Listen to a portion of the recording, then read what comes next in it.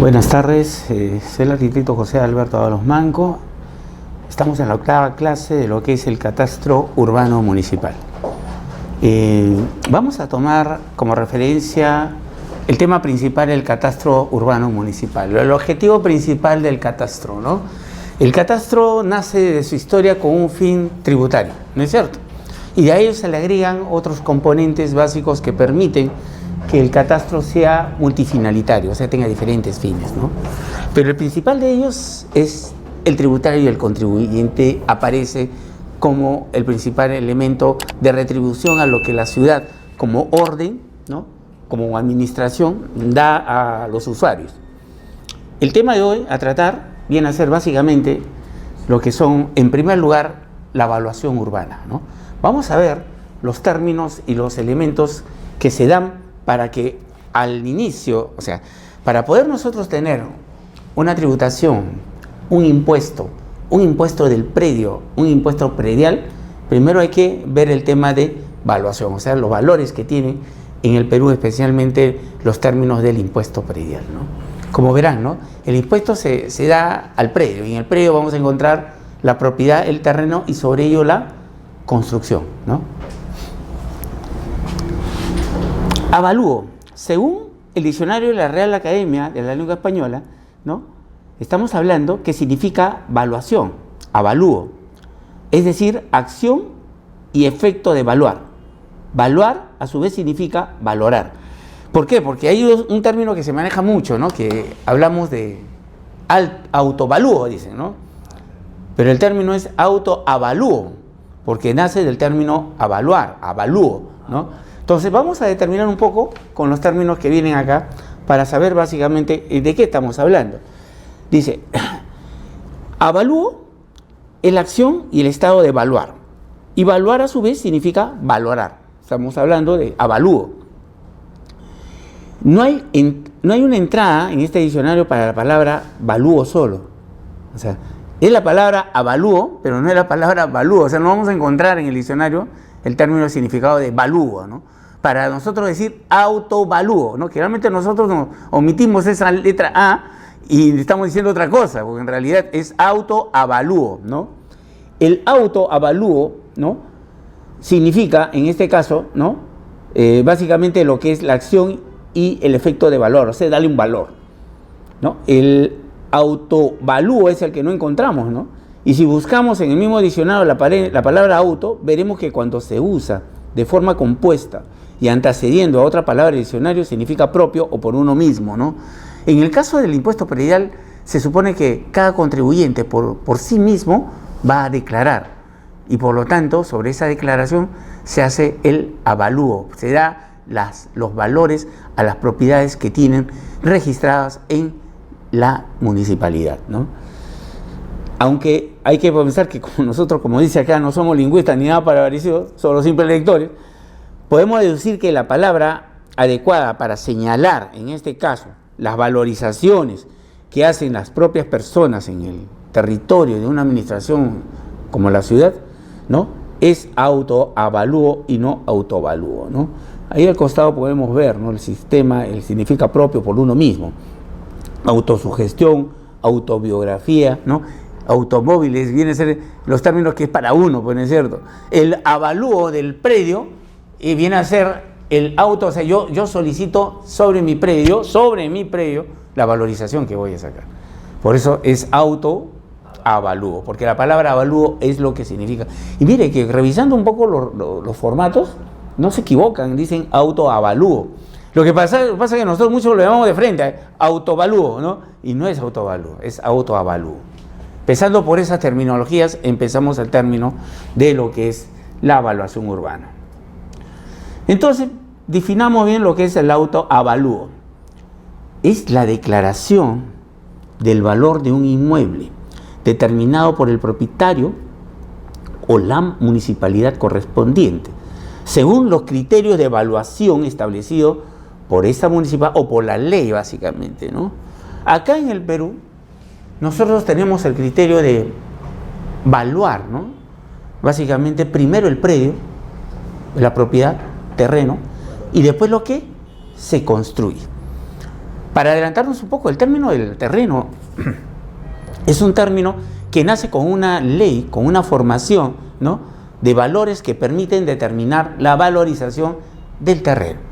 Eso es, o esto es, implica los valores de arancel que tienen los terrenos. Esos valores de arancel son los valores arancelarios que nos determinan a nivel nacional los soles por metro cuadrado que tiene cada uno de los predios a nivel nacional.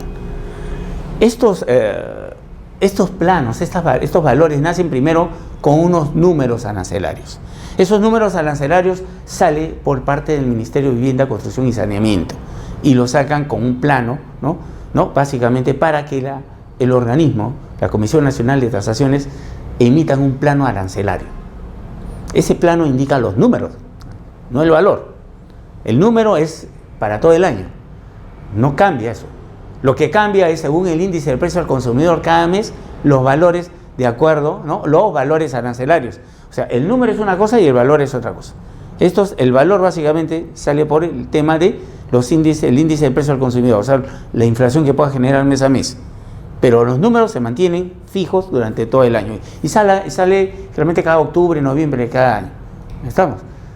Ahora, vamos manejando esto. Ahora, se supone que debemos señalar que ambas palabras, autoavalúo y autoavalúo, son usadas indistintamente en documentos oficiales, a veces en el peruano, en otros sitios. La Ley de Tributación Municipal, la 776, en su artículo 13 menciona la palabra autoavalúo, pero en la misma ley, en el artículo 24, erróneamente dice autoavalúo. ¿Se dan cuenta? O sea, la misma norma comete el error, ¿no? Pero es muy bueno iniciar la clase entendiendo nomenclaturas, ¿no? Tratando de interpretar por qué. Quizás un error ortográfico genera otro tema, ¿no?, de investigación o de información. Yo estimo que es error ortográfico, ¿no?, porque a veces las normas son estudiadas o revisadas por abogados, por técnicos, y en muchos casos los errores se pueden dar, ¿no? Pero sabemos que podemos encontrar a veces indistintamente en documentos que son oficiales, ¿no? Fíjese que es la Ley de Tributación Municipal, justo la que debe manejar todos los temas de tributación. Ahora, el documento donde el cual el propietario declara el valor, porque una cosa es el valor del predio, otra cosa es el valor de la construcción. Podemos tenerlo eso, pero el propietario de manera autónoma, de manera particular, declara, ¿no?, un valor de terreno, un valor de construcción. Y la forma de declararlo es a través de una declaración jurada, ¿no? Esa declaración jurada de autoavalúo, ¿no?, es la que solicita, ¿no?, la municipalidad con la finalidad de, generar, ¿no?, la información del contribuyente hacia la municipalidad, o sea, darle el valor necesario, darle la correspondiente trámite administrativo. O sea, la municipalidad no puede decir, pues señor, ya necesito con un documento, necesito que me envíe su declaración jurada de autoavalúo. Se supone que el autoavalúo es porque yo quiero darlo, ¿no? Es propio, ¿no? No es obligatorio, digamos, ¿no? No es un tema de obligación que tenga que darle, pero en el fondo básicamente debería ser así, porque es una tributación en cuanto al uso del terreno. ¿Qué es la declaración jurada de autoavalúo? La declaración jurada de autoavalúo es la declaración del propietario donde se indican las características físicas de su predio. Esas características físicas están en el terreno y en la construcción, ¿no? Acuérdense que el terreno no siempre es igual en todos los sitios. Tienen características físicas distintas. No todos los predios son, digamos, en zonas planas, ¿no? A veces tienen laderas, tienen curva de nivel, ¿no? A veces, tienen ubicaciones que hay que describirlas, no todas tienen 4 lados, ¿no? A veces tienen un terreno de 5, 6, 8, 10, 14, 20 lados, ¿no? Y es el terreno, ¿no es cierto? Estamos hablando de eso, ¿no? Y las características de construcción según los materiales constructivos, ¿no? Si hablamos que el terreno, ¿no?, básicamente tiene un documento legal que permite, ¿no?, en un momento dado, ¿no?, determinar el valor del terreno, ¿no?, y después, primero su número y después el valor. En cuanto a la construcción también tienen reglamentación para poder sacarlo. Generalmente para el caso del impuesto predial no hablamos de presupuesto de obras, tampoco hablamos de áreas construidas. Sí, generalmente en el impuesto predial tiene que ser lo más genérico, lo más, digamos, visible de la construcción. Por eso no se habla de áreas construidas, sino de áreas techadas, ¿no? Y cuando hablamos de valores de construcción, no estamos hablando de un valor, ¿no?, de presupuesto de obra. Estamos hablando de un valor de soles por metro cuadrado, que es básicamente el documento que se llama los cuadros de costos unitarios de soles por metro cuadrados en costa, sierra y selva. Eso también, al igual que el plano arancelario, sale una vez cada año y representa los valores a utilizar todo el año. Y también sale mes a mes, ¿no? Tan igual como en el impuesto, al terreno, que sale con el valor arancelario una vez cada octubre de un año anterior y rige para el próximo año, los cuadros de valores unitarios por metro cuadrado también sale en octubre y noviembre y rige para todo el próximo año. Por ejemplo, los cuadros que salieron tanto de valor de arancel como el tema de lo que es los costos por metro cuadrado, salieron en octubre y noviembre del año 2016 y rigen para todo el 2017. Pero tanto en el plano que hablamos, ¿no?, en lo que es el valor de terreno, primero salen los planos con los números arancelarios, ¿no es cierto? Este es para el lado de terreno, ¿no?, del terreno. Pero si nosotros tenemos la construcción,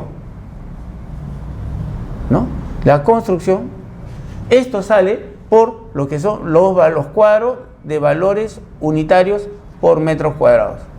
Ambos casos, ¿no?, están saliendo del terreno y los cuadros de valores están saliendo un año antes, en el 2016, y estos rigen todo el 2017, pero son cuadros o valores, tanto del terreno como la construcción, son valores que se tienen que actualizar mes a mes.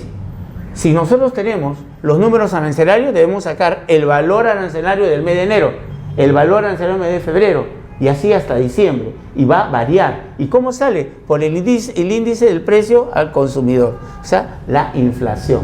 Igual está sucediendo con los cuadros de valores unitarios, de costa, es para costa, para sierra y para selva. Entonces, todos estos también tienen un valor de inflación mes a mes. Por lo tanto, los cuadros de valores unitarios van a ser actualizados en enero, en febrero y en marzo, ¿no? Y eso sale publicado también en el peruano, por si acaso. Hay municipalidades que lo actualizan y lo publican, ¿no?, para que sus contribuyentes puedan tener los valores actualizados. Y esto estamos hablando de construcciones y terreno. Y el terreno es, a esto lo llamamos valores legales, pero también sabemos que podemos tener valores comerciales, ¿no? Y los valores comerciales, en ambos casos, valores comerciales es el término de oferta versus demanda. Esos son los valores que se utilizan para efectos de los valores comerciales, como explicamos la vez pasada, ¿no? Y es ahora donde nosotros debemos tener básicamente los criterios bien claros, ¿no? Existe la norma legal, que es lo que lo muestro acá, y vamos a seguir analizando, pero existe el valor comercial, que es de la oferta y la demanda. Eso no tiene solamente bajo un procedimiento muy genérico de cómo obtener esos valores, tanto de terreno como de construcción. Básicamente es hacer ¿cómo le llamamos eso? Como si fuera un muestreo, ¿no?, urbano, ¿no?, tratando de ubicar el terreno que vamos a valorizar, por ejemplo, ¿no?, sobre terreno, buscar las mismas características, las mismas dimensiones, ¿no?, la misma ubicación, a lo mejor cerca de una avenida, un parque, con algo similar en cuadras cercanas al lote, para tener un valor promedio. Generalmente se buscan de 5 a 6, ¿no?, valores, y se saca el valor promedio y ese es el valor comercial, ¿no?, en terreno. Igual sucede también por metros cuadrados en el área de construcción. Se busca 5 o 6 casos similares de altura con el mismo uso. No traten de ubicar, si es una casa habitación, valores tipos iguales por dimensiones, pero de área comercial. Son diferentes usos. Hay que buscar sobre el mismo uso que nosotros vamos a hacer su valor comercial, ¿no? Entonces tenemos los dos valores. Son válidos los dos. Incluso para el tema de tasaciones se determinan o se solicitan los dos valores, ¿no? Y en un tema de tasación, los peritos tasadores o los miembros del Cuerpo Nacional de Tasaciones, cuando se hace un documento, deben firmar 2 profesionales, ¿no? No es uno solo, sino los dos profesionales. O sea, no te aceptan un documento con una firma de un perito tasador, deben tener 2 peritos tasadores. ¿Tienen que validarse entre los dos? Básicamente lo que se da en este caso no es validar, sino refrendar los dos casos, tanto el legal como el comercial, ¿no? Porque es un caso un poquito más complejo, ¿no? Y la validez, como lo dan en todos los documentos legales, ¿no? En la parte técnica siempre debe refrendar dos profesionales, ¿no? A veces es que es un perito ingeniero y un perito arquitecto. Entonces, en la construcción, digamos, en la parte de la construcción, las valorizaciones que se hacen, no solamente es un tema de muro, de los 7 valores de los cuadros, ¿no? Que vamos a puerta, ventana, sino a veces tenemos obras complementarias, o a veces tenemos que valorizar la estructura, ¿no? Entonces el arquitecto tiene un límite, por eso entra el ingeniero, y entre los dos arman un documento, ¿no? De tasación mucho más completo, más sustentatorio. Generalmente los documentos de tasación, ¿no? La mayor parte, un 70%, se solicitan por procesos judiciales, ¿no? Y esos procesos judiciales, el juez determina su valorización y solicita al tasador, ¿no? Que emita la valorización. Entonces, y sobre eso el juez lo agarra, lo toma suyo y dice, vamos al remate con este inmueble. Entonces, generalmente presentan los dos casos, ¿no? Y el juez determina cuál de ellos, en su valor, es que sucede para el remate o la compra-venta del terreno, ¿no? Lo que sí es cierto es que estos valores son valores legales más bajos que el valor comercial. La oferta y la demanda hace subir los valores. Generalmente es 2.5 más, ¿no? Hasta 3 veces el valor es. Mucha gente vende sus propiedades no en estos valores, sino en el valor comercial. ¿Las municipalidades cobran algún impuesto de acuerdo a la valorización? El impuesto, claro, lo que pasa es que no lo va a cobrar por un valor comercial, lo cobra siempre por la declaración que se hace del terreno. Sí, de acuerdo a la norma. Ellos inclusive en sus impuestos prediales abarcan los 7 rubros, ¿no? Desde el cimiento hasta lo que es instalaciones. Y ahí están las categorías. Ahora vamos a ver el cuadrito, ¿no? Las categorías según el cuadro, a veces ponemos esa letra C, D, E, F, ¿no? Y cada uno tiene un valor. Entonces, nacen de estos cuadros de valores unitarios, ¿no? Y en el terreno salen de los cuadros arancel. Y ahora, en la construcción siempre hay el otro tema, que es los años que pasan. Por lo tanto, la depreciación, ¿no? En el caso de una expropiación, ¿es de acuerdo a la declaración jurada de autovalor que hace el propietario? A ver, no mezclemos el tema de expropiación, que es un proceso, digamos, de transferencia de propiedad. O sea, ¿cómo lo asume? El terreno es terreno y la construcción es construcción. Si alguien solicita valorar, o sea, tasar un inmueble, ¿no? Sea cualquier proceso, expropiación, compra-venta, ¿no? Prenda, a lo mejor, ¿no? Igual, se tasa bajo las dos, el juez determina las dos. O sea, no es que haya para expropiación un tema de arancel distinto, ni tampoco un cuadro de valores distinto. Es igual, solo que cuando me habla de expropiación implica también una compra-venta, una dación, es un proceso distinto, es de transferencia de propiedad. Pero aquí estamos hablando de la valorización de la propiedad, y eso no tiene, es para todo proceso. Lo hacen inclusive para remate, lo hacen para qué, para compra-venta, lo hacen para todos los temas que puedas hacer con el terreno, ¿no? Pero siempre se trabaja con los valores legales y agregándole el tema comercial en una tasación. Sea expropiación o no, igual utilizan el mismo sentido para poder evaluar, ¿no? A ver, ¿se entiende esa parte? Sí. O sea, cualquier procedimiento que se haga sobre el predio, esto es lo que pide: la valorización legal y la valorización comercial, ¿no? Y en ambos casos vamos a seguir viendo esto. Veamos acá, ¿no? O sea, generalmente la declaración jurada viene las características físicas del predio, o sea, el área del terreno, el área construida, los acabados, otras instalaciones, la antigüedad, el estado de conservación, ¿no? Estamos viendo que el estado de conservación va de la mano con lo que es la depreciación. Si alguien construye hoy día, ¿no? Y compara esa construcción con otra construcción que tiene 20 años, de por sí, su estado de conservación de la primera de 20 años ya no es, en el caso de muy bueno, ¿no? Estamos viendo que ya tiene los años y se deprecia como el ser humano, ¿no? Igual, sucede, lo que se construye hoy día, definitiva es muy bueno, ¿no? Ni siquiera tiene un valor de depreciación, es cero, ¿no? Porque se va a construir recién o ya se construyó, ¿no? O sea, esos temas se manejan bajo cuadros que da el Reglamento Nacional de Tasaciones, el cuadro de depreciaciones por usos. Se deprecian distinto un uso casa-habitación que un uso industrial, que un uso comercial, ¿no es cierto? El uso comercial, por ejemplo, ¿por qué se deprecia más que un uso de tema de casa-habitación? ¿Por qué se deprecia más el comercio que la casa-habitación? Se deprecia más porque la cantidad, la afluencia de gente a ese local implica un desgaste mayor, por ejemplo, en el caso del piso. No me van a comparar la cantidad de gente que entra a un comercio con la cantidad de gente que entra a la sala de comedor de ustedes. De alto tránsito. No, los pisos son para alto tránsito, sí, pero de todas maneras se deprecia igual. O sea, su valor no es igual que una losa o un parquet, ¿no? El alto tránsito es mucho más caro. Por eso digo, al ser más caro es porque hay un uso, ¿no? Entonces, ese uso, con el paso de tiempo, ¿no? No quiere decir que por ser alto tránsito no va a tener siempre el desgaste se da. Y cuando se da el desgaste, se da en mayor proporción por el mayor costo que tiene, ¿no? No es igual en una casa de habitación que a lo mejor su desgaste es mínimo, ¿no? Básicamente uno en la mañana y sale y regresa en la noche. En cambio, en un área de comercio está entra y sale, ¿no? Industria, peor todavía, puede ser de alto tránsito, pero la maquinaria pesada, el inadecuado uso, los días que se trabaja, todo lo deprecia, ¿no? Inclusive, en el caso de industriales, casi todo es, digamos, una estructura metal-mecánica, ¿no? Estamos hablando que el óxido, ¿no? La humedad deteriora rápidamente eso, ¿no?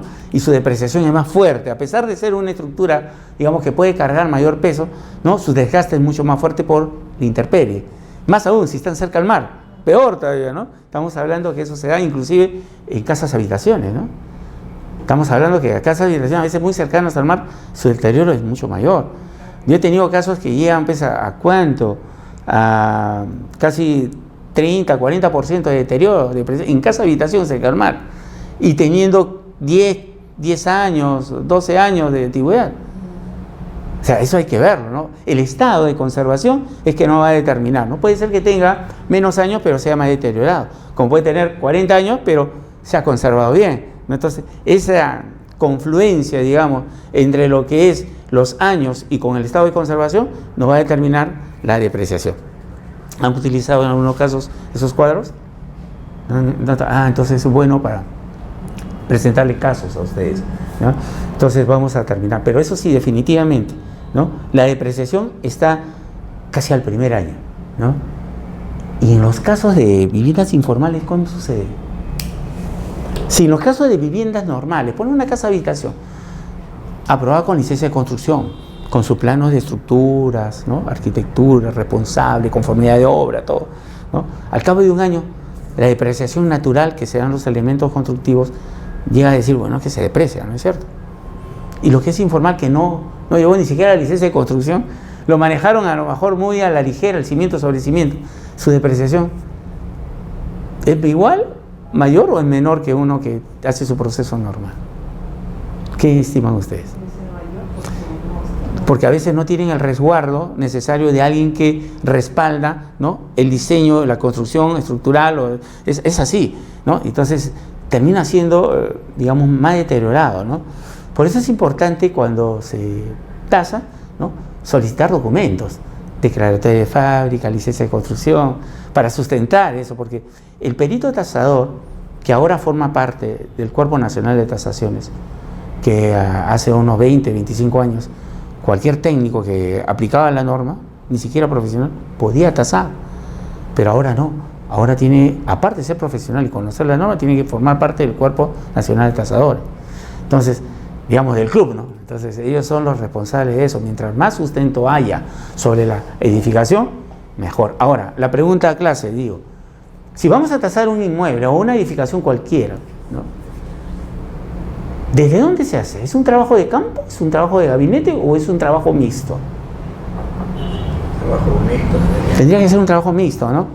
Es gabinete porque hay normas y hay que evaluar, hay que calcular, hay que hacer cálculos sobre lo que nosotros vemos. Más aún, el informe de tasación es un informe muy detallado, ¿no? Para poder un tasador llegar a, digamos, a evaluar un inmueble, no solamente tiene que tomar fotografías, tiene que ver detalles, tiene esos detalles, después tiene que volcarlo en un análisis, ¿no? Básicamente en lo que es todo el espacio, ¿no? Generalmente cuando alguien tasa un inmueble, lo primero que hay que buscar son los antecedentes registrales y los planos de la casa. Y esos planos sirven para revisar toda la casa. No necesariamente los planos de la licencia de construcción son los planos físicos. Eso, les digo, casi un 70% no se cumple la norma. O sea, no se cumple eso de que el plano que yo di para solicitar la licencia de construcción, aunque sea el plano de replanteo, ¿no?, final de la obra, no necesariamente es lo que voy a encontrar al momento de la tasación. Por eso es que usted solicita, y a veces los propietarios, los que dicen solicitar la tasación, realmente lo solicitan para que se venda más o se venda menos, pero ellos indican, no, así es, pero uno tiene que solicitar la visita inmediata, ¿no? Y tiene que haber ambiente por ambiente, solicitar documentos, y se da cuenta que hay ampliaciones o modificaciones. De las modificaciones que haya, hay modificaciones que dan lugar a que solicitar mayor material técnico. Pero si las modificaciones son a veces de un vano, ¿no?, de quitar medio muro, ¿no? Eso no representa, digamos, una modificación sustancial. Pero sí las modificaciones que cambian la estructura, ¿no? Era de 2 pisos, ahora son 3, ¿no? Era de 6 metros de largo, ahora son de 12, ¿no? Estamos hablando que la arquitectura ha sido modificada, ¿no? ¿Se dan cuenta? O sea, lo que aparece en el plano de licencia de construcción se presenta, pero ahora que voy físicamente, cuando veo que hay modificación de arquitectura que implica estructuras o instalaciones, oye, estamos hablando de otra cosa. Entonces, uno tiene que solicitarle la licencia de esa ampliación. No sé, o sea, uno tiene que escribir todo lo que la historia de esa edificación nos da. Y eso va a ser parte de lo que es la tasación, ¿no? Hay gente que quiere que le tasen muy bajo, ¿no?, porque digamos, le conviene dentro del proceso judicial, pero ha hecho modificaciones. Además, el tema de los costos de valores unitarios por metro cuadrado no se van a los acabados, netamente, ¿eh? O sea, básicamente son elementos de estructura y arquitectura, tipo de piso, tipo de losa, muy genérico uno que otro detalle de acabado. Hay gente que dice, pero yo he puesto mármol a todo. Eso no te lo voy a cotizar. Eso no es una cotización, esto es una tasación. La tasación tiene parámetros. O sea, exceptuándome de esos parámetros, yo puedo poner como observación que tiene eso, pero eso no me va a levantar el tema, ¿no? Mire, yo he puesto drywall y debe bajarme el costo porque no es aligerado, disculpe. Tengo que valorizarlo eso y en base a eso sale la tasación. Hay temas que la gente cree que valora, o sea, aumenta la valorización de su edificación por el hecho de comprar accesorios o aditamentos distintos a la construcción. Una pileta ornamental, la hacen construir o la compran en cualquier sitio, la colocan al fondo, le ponen luces, todo, ya su valor. Bueno, no tiene nada que ver, no va a suceder, ¿no? Ahora sí sucede cuando el cambio de material es muy abrupto, ¿no? De una casa, por ejemplo, a lo mejor que es de adobe y empezamos a colocar ya una estructura, ladrillo, pues sube su valor, ¿no? O sea, ese predio va a tener un mayor valor, ¿no? Porque el material constructivo que da lugar a la arquitectura y la estructura es de menor cuantificación, de menor valor, ¿no? Ahora estamos hablando que para el caso, ¿no?, de la declaración y se calcula el valor del autovalúo del predio, se aplican aranceles, que es lo que hemos visto, los valores arancelarios, ¿no?, que básicamente salen en los cuadros, en los planos de valores arancelarios un año antes de su aplicación, y los precios unitarios de construcción, que son estos casos, cuadro de valores por metro cuadrado, ¿no?, en costa, sierra y selva. No son iguales, sus valores son menores. En algunos casos, en selva, por ejemplo, ¿no?, sus materiales constructivos son distintos, ¿no? ¿Ustedes han ido a Iquitos, por ejemplo? En Iquitos no encontramos mucha piedra grande, piedra chancada, se encuentra un solo tipo de piedra, ¿no? Inclusive tiene un color medio rojizo y lo utilizan para todo.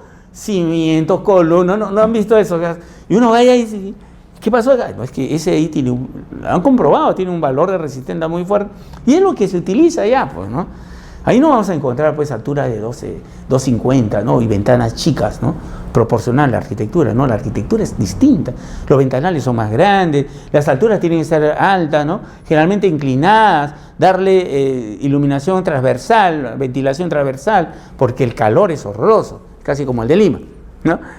Pero se estima hasta en la arquitectura cambios radicales.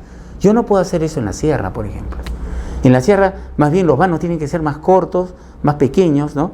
No puedo tener mucha ventilación, los muros tienen que ser más amplios, ya no son de 15, lo pongo de 25, ¿no?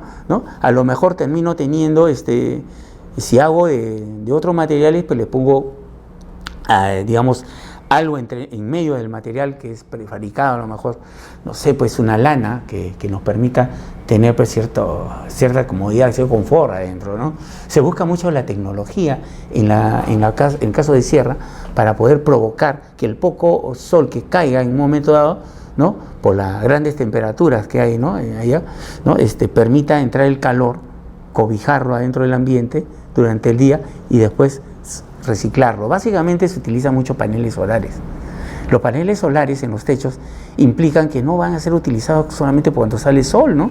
Ustedes saben que el calor está permanente, aunque no salga sol, hay calor, hay resistencia de eso. Entonces, lo que pasa es que la gente común y corriente no cree en los temas de elementos constructivos no tradicionales. A mí no me pones eso, ese drywall no me pongas. Yo quiero ladrillo, mi columna. A mí tengo muy mala experiencia de drywall. Mentira, nunca he estado en una casa de drywall. Que lo ve débil, casi 12 centímetros, menos de 12, ¿no? Un muro, y lo ven que lo arman sin columna sobre una losa, ¿no? Y hacen la estructura metálica y comienzan a perforar. Dice, esta es casa de muñecas, ¿no? Y después van a comenzar ahí a armar, pero una vez que lo tarrajean, salvo que al golpear sea hueco, tú ni te percatas si el muro es de ladrillo, ¿ves? Además, hay un tema sismo resistente que la gente todavía no aprende. La rigidez de una edificación es peligrosa ante un sismo. Toda construcción debe tener su elasticidad, su movimiento.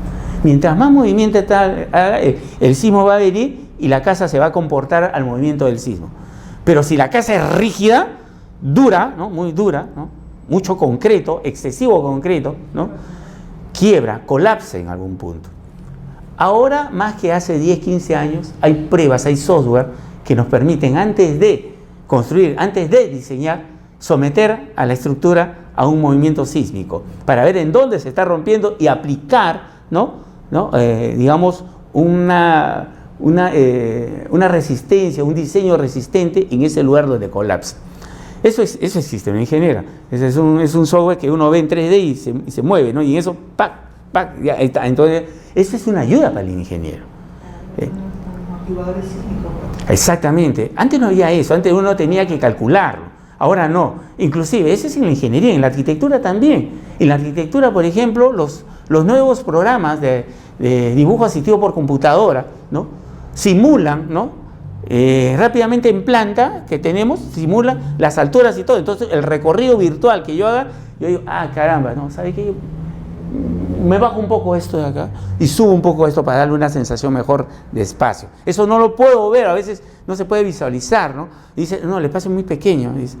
Pero en planta uno dice, pero si lo ve en 3D y uno lo recorre, parece que estuviera ya construido. Entonces, eso ayuda a proporcionar mejor los ambientes, a dar un mejor confort, un mejor diseño arquitectónico. Tanto en la ingeniería como en la arquitectura hay elementos tecnológicos que ahora nos permiten, digamos, tener mayor consideración de la construcción para un evento que no está previsto, como son los sismos, ¿no? Antes no.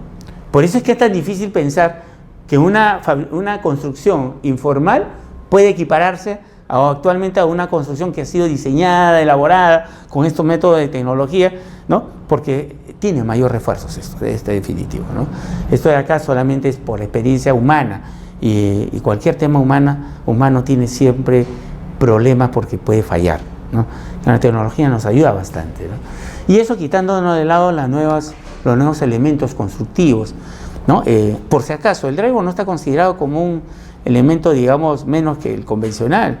Es, digamos, no convencional, pero es un elemento, un proceso constructivo con elementos constructivos ya catalogados y dentro del Reglamento Nacional de Edificaciones, ¿no?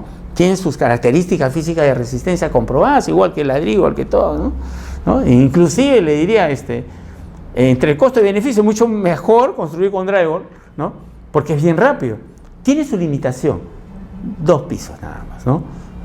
Por ahí he visto una barbaridad de 3 pisos y medio de puta de traigo y realmente me persino cuando paso por esa construcción, ¿no? Porque realmente, y por la Molina, casi el 80, si no me equivoco, por ciento de todas las construcciones bien arriba, pasando, digamos, Javier Prado, la Media, el Corregidor, por esa zona, ¿no? Es puro drywall, ¿no? El drywall generalmente es muy bueno, se aplica, yo al menos lo recomiendo, una vez que la construcción convencional, estructural aporticada, está hecha en el primer piso, o sea, es una base de cimientos y columnas, ¿no? Y los elementos de arriba pueden ser de drywall, porque uno puede pisar el drywall, por si acaso. En una losa de drywall uno puede caminar, ¿no? Claro, pero no van a caminar 100 personas, pues, ¿no? Pero puede caminar, ¿no? Lo único malo es que, y eso viene por parte del propietario, ¿no? O sea, al propietario le dan una construcción, por ejemplo, tipo drywall, ¿no? O a lo mejor tipo ladrillo y tal concreto, o de la casa, ¿no? Que es algo similar, solo que es un poco visualmente más fuerte porque son ladrillos de concreto, con 2 huecos, con 4 huecos, con 3 huecos, y uno lo va colocando sobre una losa, ¿no? Una losa, y sobre eso se levanta el fierro, el acero galvanizado, ¿no? Y uno va colocando así como quien inserta el ladrillo y lo va colocando así, porque ya está diseñado para hacerlo de esa manera. No encontramos columna, nada. Inclusive en el caso de Fer también, Fer concretera también tiene esos ladrillos, ya no necesita hasta rajarlo afuera, porque viene con una textura y con un color ocre, gris, también ese color tipo maíz, medio amarillo, pálido, bien bonito, ¿no? Usted lo ve y parece, ¿qué pasó? Y le han puesto qué lindo revestimiento, es la misma estructura. El tema de construcción, por ejemplo, en estos elementos constructivos son más finos en sus encofrados. Ya no hago de madera, son metálicos y vienen por dentro con esa ranura que a la hora de desencofrar, además se utiliza el concreto líquido, ¿no? Estamos hablando que utilizamos toda la tecnología, por eso es que se reduce en 15 días, tiene una casa de 2 pisos, ¿no? Pues la gente se asusta, ¿no? Más aún, hay gente que compra así y dice, ¿cómo lo he construido? Esta construcción no tiene columna, bótamela, pica ya, la gente sin querer, y el constructor informal, mejor para él, ¿no? Que está dos semanas rompiendo esa esquina que es puro concreto, ¿no? En cambio, si viera, y eso es bueno, por eso se explica, los nuevos profesionales deben estar al día a los procesos constructivos, para que cuando el propietario solicite hacer una ampliación o una demolición o quizás una modificación dentro de la casa, asesorarlo. Porque no es cuestión de decir, ya lo que usted diga, yo lo voto si quiere construir. No, no es así, ¿no? Es como los temas de procedimiento de saneamiento físico legal. Me estoy escapando un poco del tema, pues es muy importante, porque vamos a entrar a lo que es la vivienda, ¿no? Y todas las construcciones. Puede ser que el señor quiera sacar a lo mejor su declaratoria de fábrica. Quiero mi declaratoria de fábrica. Perfecto, le dice usted, pero le pide los antecedentes registrales. Ya usted se siente casi contratado y el dueño dice, ya me va a hacer mi declaratoria. Y se dan con la realidad que el señor nunca sacó licencia de construcción. ¿Cómo construyó usted? Bueno, formalmente lo hicimos, entonces, tiene su plano firmado por otro arquitecto. Entonces tú le explicas, disculpe señor, usted, yo le puedo hacer la fábrica. Ahorita le hago la declaratoria de fábrica. Le firmo todo, hago los planos, se lo doy a usted. De nada le va a servir porque no va a poder ir a la municipalidad a presentarlo. Porque lo primero que le van a preguntar es su licencia de construcción. Y yo lo puedo sorprender diciendo eso. Usted me dijo la declaratoria, pero no es así. El saneador físico legal es el asesor directo del predio, del propietario. Y le debe explicar, señor, ¿sabe qué? Para la declaratoria de fábrica usted tiene que regularizar la licencia de construcción. Lo podemos hacer bajo 2 modalidades. La 29090, que es la Ley de Habilitaciones Urbanas y Edificaciones, en la cual nos vamos a la municipalidad, lo presentamos como que estamos regularizando, ¿no? Y llegamos a tener la finalización de obra, primero la licencia, finalización de obra, todo, y de ahí, una vez cerrado esa parte, entramos a la declaratoria de fábrica. Y una vez que terminamos esa presentación a la municipalidad, lo llevamos a registros públicos. ¿Cuánto puede demorar eso? Medio año a lo mejor, por todos los procesos, o 4 meses. Pero le tengo que decir que eso hay que hacer, porque de nada sirve la declaratoria, la hago, pero no le va a servir a usted para nada. Y es cierto, entonces, con eso quizás no gana un trabajo, pero gana una persona, que es el propietario, que se ilustra de los procedimientos que no ha hecho y que debe hacer. Y si no es la 29090, también vamos a la otra norma, la ley de la regularización de las edificaciones, la ley 27157, que a través de la declaratoria de fábrica regularizo toda la licencia de construcción, pero no en la municipalidad, sino de frente en registro público con formularios registrales. Esas son las dos normas, ¿no? Pero eso sí, tienen un límite antes del 29 de julio, ¿no? Antes del 20 de julio del año 99. Cualquier construcción que se haya hecho antes de esa fecha, nos vamos de frente con la 27157 a registro público. Pasado eso, nos vamos a la ley 29090. Pero el saneador tiene que explicarle eso al propietario, y el propietario tiene que aceptarlo. No va a obligarle, ponerte una pistola y decir, no, yo quiero la declaratoria, dame. Bueno, le doy la declaratoria, total, gano plata, pero así no es. Estamos cayendo en una informalidad también de asesorar, ¿no? Y eso es importante, porque encontramos bastante informalidad, ¿no? Y eso sin hablar lo que hemos visto en la mañana de ayer, ¿no? Han visto en la Policía Nacional, aparte de lo que sucedió del accidente en la Costa Verde, en la bajada de Armendáriz. Después salió que un policía nacional estaba en una oficina y por hacer un trámite hacia la Ariscame, ¿no? A un señor, el señor le firmó todo, ya le dijo que yo le saco acá todo, ¿qué? Pero usted ya sabe que, ¿cómo es? 200, le dijo, para provocarlo. No, son 250. Cayó la coima por todas las instituciones que ahorita después ya será motivo de eso. Mire, a partir de la declaración jurada se calcula el valor del autoavalúo del predio, aplicando los aranceles, precios unitarios de construcción, que formula el Consejo Nacional de Tasaciones para el caso de los aranceles y lo aprueba el Ministerio de Vivienda, Construcción y Saneamiento de todos los años, tanto en el caso de precios unitarios como valores arancelarios. La declaración jurada de autoavalúo mecanizada se realiza a través de dos formularios, el PU y el HR. PU, predio urbano, HR, hoja resumen, ¿sí? Que son proporcionados por cada municipio. Esa es la norma. Básicamente, para la declaración jurada previo al impuesto predial, le dan los dos formularios al llenar. El PU, que es el predio urbano, todos los datos técnicos, y el HR, la hoja resumen, con todos los valores que tiene. Estos formularios se encuentran diseñados para recoger información de los contribuyentes para fines exclusivamente tributarios. No quiere decir que esos temas vayan a ser motivos de otro proceso técnico, ¿no? Llámese tasaciones, llámese valorizaciones, a lo mejor otro término que licencia de construcción. Y esto es para fines tributarios. Y en estos casos, ¿no? El contribuyente, al firmar esos dos formularios, declara bajo juramento la información de su predio o de los predios, así como sus datos generales, ¿no? El conjunto de estos dos formularios recibe el nombre de declaración jurada. O sea, yo declaro que esos dos, los valores en esos dos formularios son ciertos, ¿no? Y esa declaración, ¿no? Recibe el nombre de esos dos formularios, declaración jurada de autoavalúo, ¿no? Entonces, para efecto de llegar al impuesto predial, ya saben ustedes que son dos formatos o formularios, el PU y el HR. ¿Estamos? Uno predio urbano y el otro la hoja resumen. Formulario HR, hoja resumen. En este formulario, el contribuyente declara toda la información referente al predio, así como cada uno de los autoavalúos o valorizaciones de los predios que son propiedad del contribuyente. Claro, le limitan a ustedes, digamos, el tener en un distrito uno o dos terrenos. Si yo puedo comprar la cantidad de terrenos, mi plata es lo que más, pero yo tengo que declarar por cada terreno. ¿Por cada terreno? Claro, por cada predio. Ahora en el predio puede ser por pisos, ¿no? Pero si yo tengo 2, 3 propiedades, los formularios son declarados por cada una de las propiedades que yo tengo. Más aún, no necesariamente va a estar en el mismo terreno, en la misma manzana, pueden estar en diferentes zonas del mismo distrito. Su ubicación ya cambió, pero yo lo tengo que declarar de esa manera, ¿no? Además, llega la cuponera o los documentos de tributación, le llega a cada predio. No le llega vaya a recoger su hoja resumen de todos los predios que tiene. No, pues, una cosa es el tema del autoavalúo y el impuesto predial, y otra cosa es la ubicación de los predios.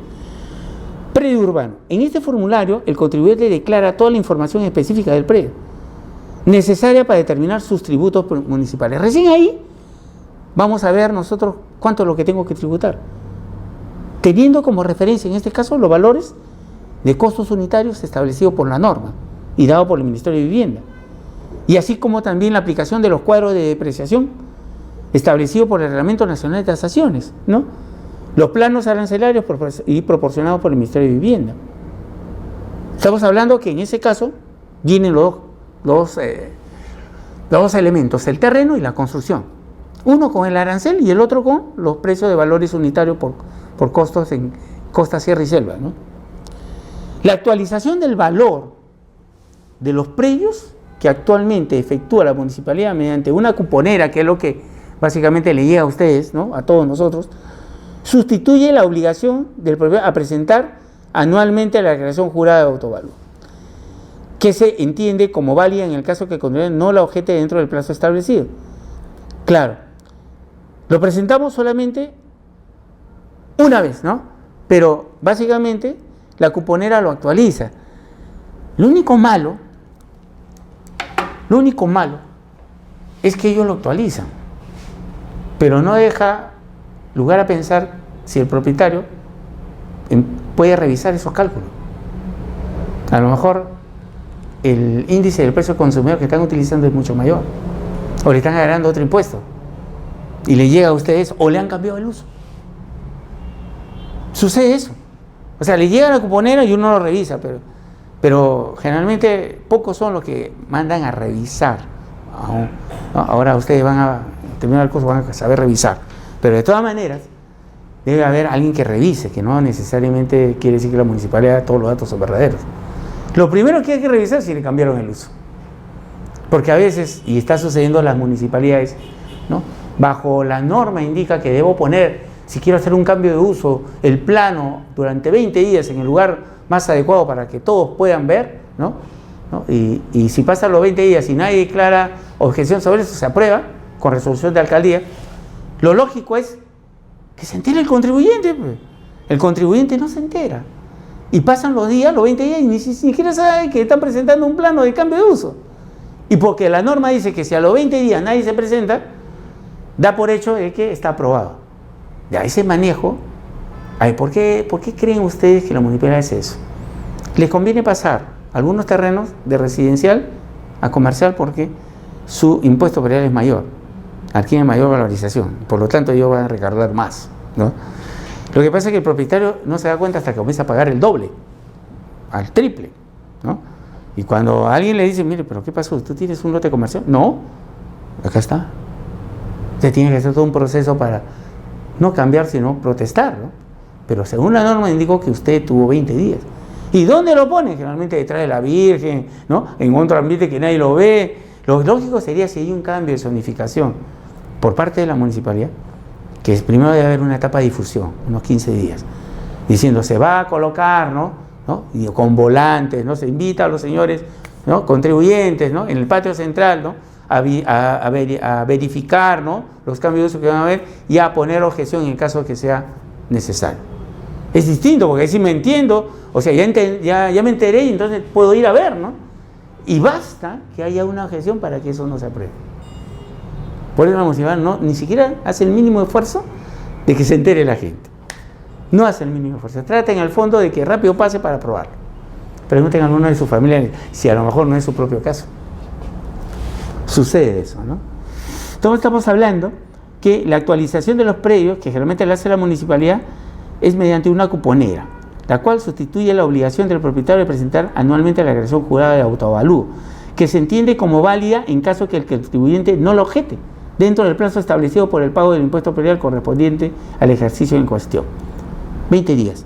La alcabala que paga el comprador al momento de adquirir un inmueble depende también del autoavalúo, porque si el valor de venta de la propiedad es menor que el autoavalúo, el impuesto se calculará por el valor del autoavalúo. Impuestos que se dan para transacciones comerciales, impuestos de alcabala, ¿no? Básicamente lo paga el comprador en un momento que solicita pues ya el cambio o la transferencia de la propiedad. Existe todo un marco normativo dentro del tema del impuesto predial y vamos a verlo ahorita. Pero antes, como les digo, ya estimamos de dónde salen los valores, ¿no?, y cómo regresa a la municipalidad esos valores y cómo lo recibe el contribuyente, ¿no?, a través de sus formularios, a través de su cuponera, a través de los datos calculados por la propia municipalidad. Pero el marco normativo constitucional habla sobre el contexto o el concepto de potestad tributaria. ¿Qué es potestad tributaria? denominado también el poder tributario, poder de imposición o el poder fiscal. O la potestad o poder tributario, en este caso, es la facultad que tiene el Estado para exigir tributos dentro del marco establecido por ley. Pero ese es a nivel de Estado, ¿no es cierto? A nivel de Estado, está facultado el Estado para solicitar los tributos a sus organismos locales, provinciales y regionales, ¿cierto? Perfecto. Entonces, al exigir quiere decir que es obligatorio. Y ahí van a ver a todos nosotros marchando con su platita pagando, ¿no?, lo necesario. Pero ese es lo justo y necesario, ¿no? Como hablábamos después de la cinta métrica, ¿no? ¿Se acuerdan del video? Que pasaba y marcaba exactamente lo que es, ¿no?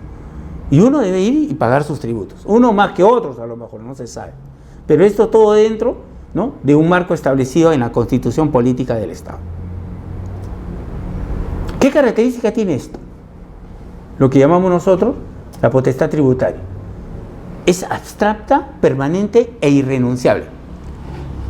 3 características, ¿no? Y vamos a ver los tipos. Pero vamos a ver las características. Dice que la potestad tributaria es abstracta. Toda vez que la potestad tributaria tiene que materializarse en una norma jurídica que alcanza a toda la colectividad sin distinción. Claro, es una norma, es lo teórico, ¿no? Es la ley, la legislación. Tiene que llegar a ese punto de materializarse eso en una norma, ¿no?, jurídica que alcance a toda la colectividad sin distinción. Ahí nos paramos un poco. A toda la colectividad sin distinción. ¿Cuál es el mecanismo para lograr eso? Si sabemos que hay mucha informalidad en las ciudades. Y no se logra eso. Por un lado dice que la participación del contribuyente es de por sí solo, o sea, autoavalúo, yo voy y presento lo mío. Pero ¿por qué hay mucha informalidad entonces en el tema de que no todos contribuyen? ¿Por qué creen que si eso, según la norma, es abstracta y hay una norma jurídica que alcanza a toda la colectividad sin distingo? O sea, está la norma, pero lo que no está es el mecanismo que obligue, ¿no? Más que obligue, que le dé fuerza para que todos contribuyan, que también está en la norma. Pero ¿qué sucede? El poblador de pie lo que hace es observar cómo la municipalidad se comporta para la recaudación del impuesto predial y no lo considera lógico, por no decir otra palabra. Porque él sabe y vive en la ciudad, en cambio la municipalidad ni siquiera conoce la ciudad, ni siquiera sale a revisar la ciudad. En cambio el que conoce, vive en la ciudad como si fuera esto una manzana, sabe que el señor de allá, una que ha construido casa de 3 pisos ni sin sacar licencia, y la municipalidad no le ha dicho nada. La otro señor de acá, ¿no? Sí, él contribuye, pero contribuye como terreno vacío cuando tiene una casa de 4 pisos, ¿no? Entonces, al observar esas incoherencias en el ámbito del distrito o de donde vive, la gente, digamos, dice, ¿para qué voy a pagar? Si yo soy el único, entre comillas, tonto, que va a pagar lo exacto cuando otro no paga. Pero eso fue hasta hace unos 5 años, ¿eh? Un poquito más. Ahora se ha dado el otro término, que el poblador ya se dio cuenta de la ineficiencia municipal, de la carencia de poder supervisar, ¿no?, los elementos urbanos que contiene la ciudad, empezando por los predios, ¿no? No solamente eso, sino sabe que no va a llegar a ciertos lados.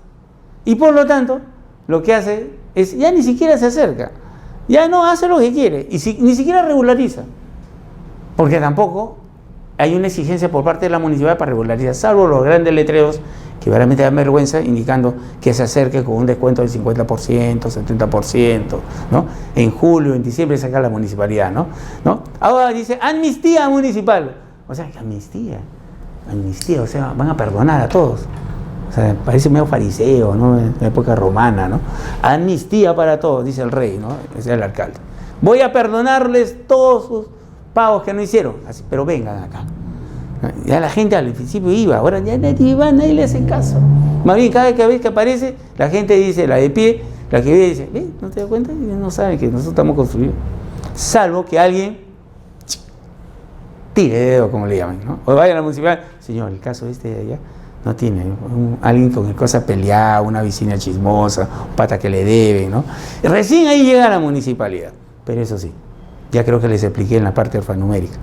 Cuando alguien llega de la municipalidad, según la norma, ¿no?, de revisión y actuar de la municipalidad para las obras, tiene que ir un profesional, acreditarse con el colegio, con su colegiatura, ¿no? Y tiene que estar, no solamente ser titulado, colegiado, sino usted puede solicitarle la habilidad profesional y tiene que mostrarle.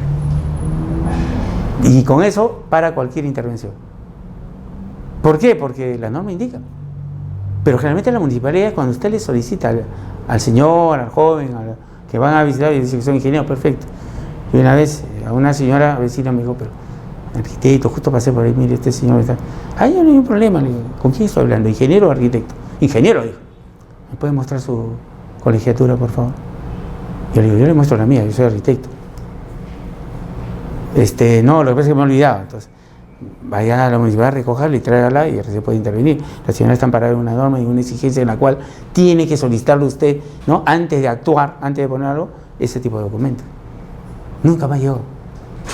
Porque generalmente son técnicos, son personas que a veces no tienen, solamente lo mandan para cumplir un papel, nada más, ¿no? Y a veces el cumplir papel implica el otro tema, ¿no? Que se puede salir fácilmente de la legalidad, ¿no? Digamos, solicitar coimas, ¿no? ¿Cuánto es? Es como la policía que a mí no sé qué me da, pero no sé qué le da a ustedes, qué casualidad que todos los sábados, por ejemplo, en Barranco, en la plaza, siempre hay fiesta, reunión, porque es un sitio muy, digamos, turístico, y a una cuadra nomás de la plaza, alcoholemia, parados todos los policías ahí. Oye, ¿cómo no van a tener presumido si la mayoría también venden alcohol, toda esa zona, ¿no? Y no lo ves en otros lugares, ¿no? Es como que tú hagas tu fiesta en tu casa, ¿no?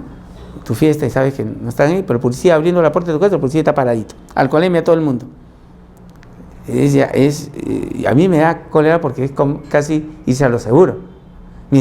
Y lo ves, hay 7, 8 patrulleros todos los sábados así, todos de 4 bien parados ahí, y en otros sí están robando y ni siquiera se acercan. Pasa ¿cómo se llama? La cúster llena, infraccionada, no importa, porque todos no te paran. Te paran cúster, no te paran mototaxi, te paran carros 4x4 del año de 2013 para arriba.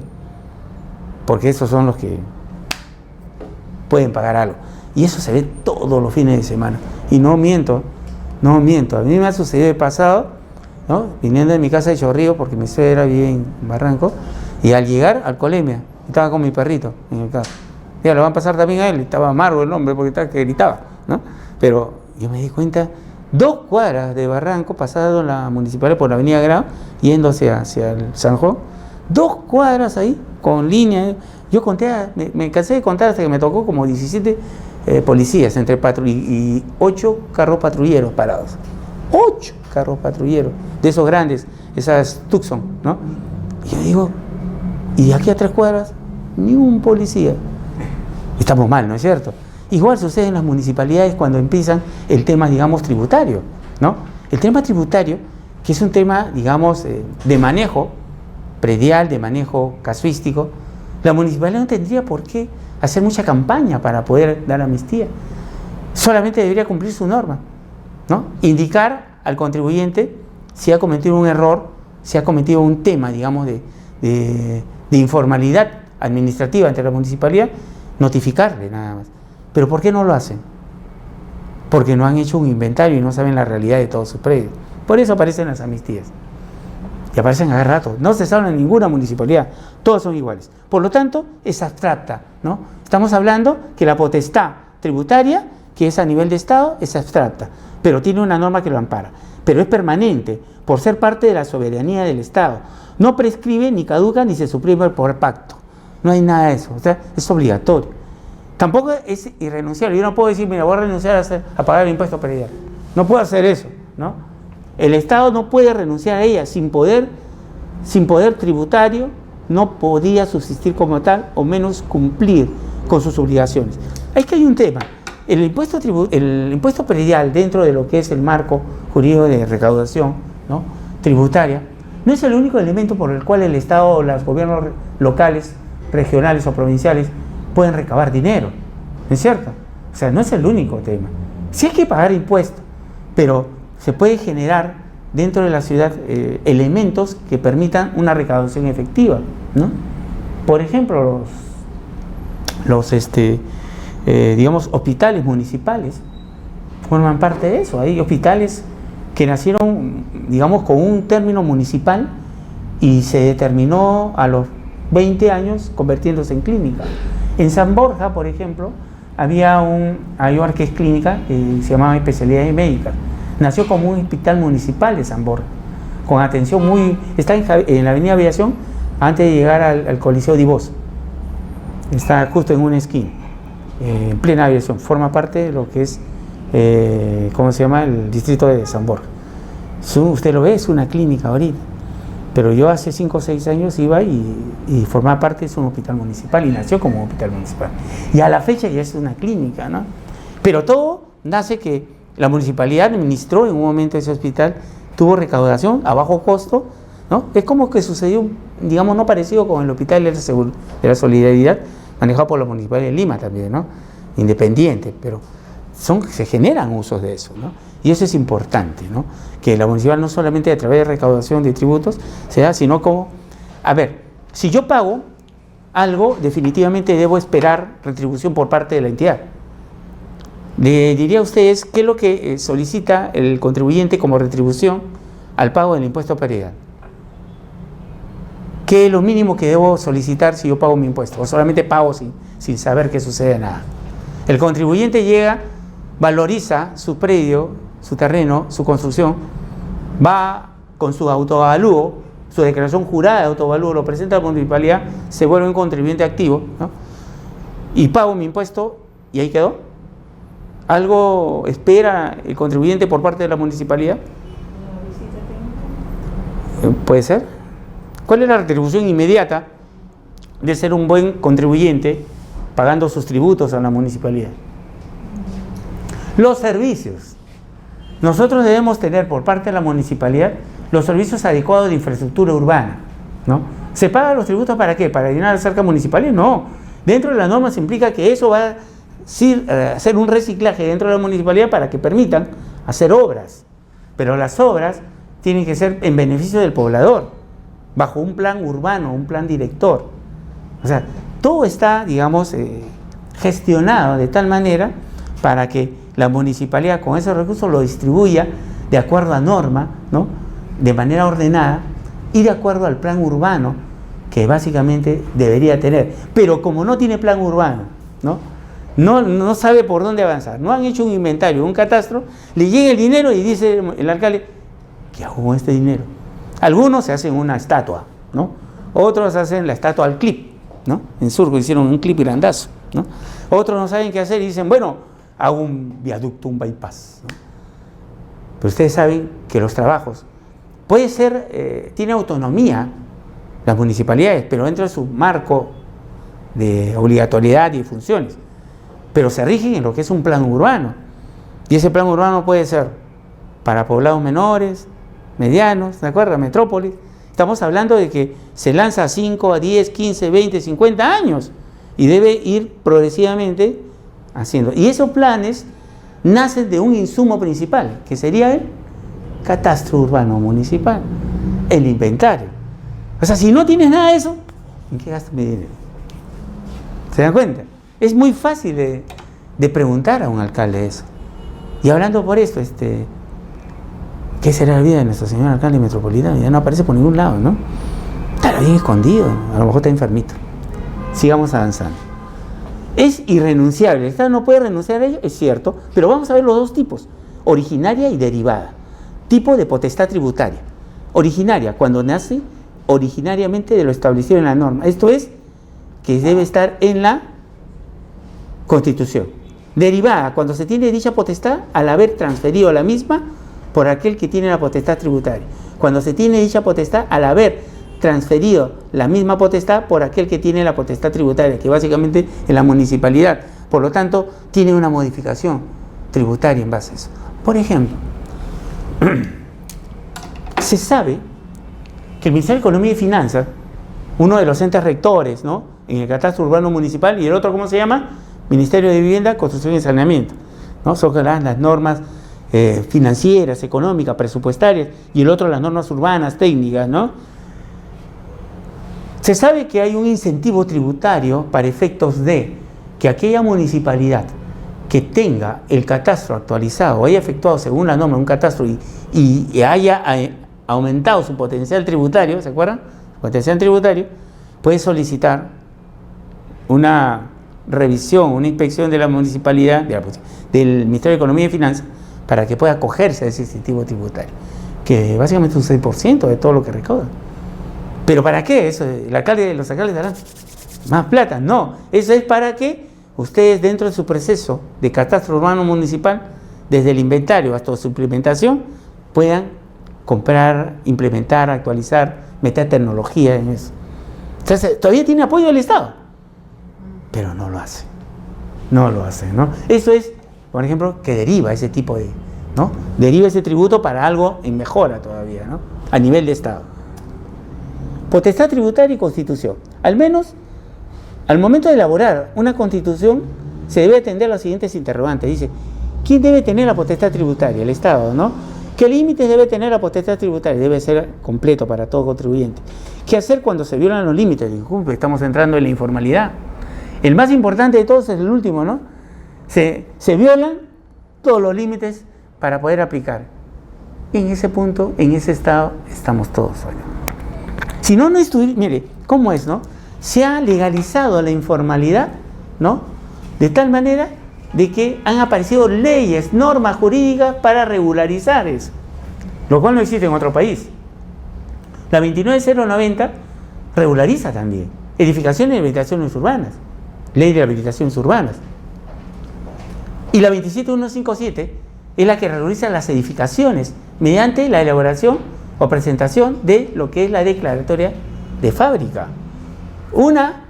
La 29090 dentro de la municipalidad y la 27157 con su restricción, ¿no? Al 20 de julio del año 99, todas las construcciones que llegan a ese término pueden regularizar, ¿no? No solamente la declaratoria de fábrica, licencia de construcción, pueden haber propiedad incluso directamente en registro público, sin pasar por los procedimientos municipales. Claro que ya le expliqué que también la municipalidad, poquito lentita, a los 5 o 4 años se dio cuenta que estaban pasando directo. Y ahora impide un poco el paso que no está normado. La municipalidad no tiene por qué impedir, pero vayan a ver los certificados de parámetros, certificatorios urbanísticos y van a encontrar un sello que indica ahí, no procede la ley 27157. Oiga, señor, si este señor, su construcción hasta el año 99, no hay ley dentro de la norma, no hay implicación indicada para que usted me diga que no puedo irme de frente al registro. Lo que pasa es que las municipalidades, cuando aplicaron esa norma, comenzaron a recibir de registro público las copias de la declaratoria de fábrica inscritas en registro, solamente para su conocimiento, para su archivo. Y la regularización de la licencia de construcción, o sea, todo ese proceso que ellos querían cobrar, ya lo habían regularizado en registro.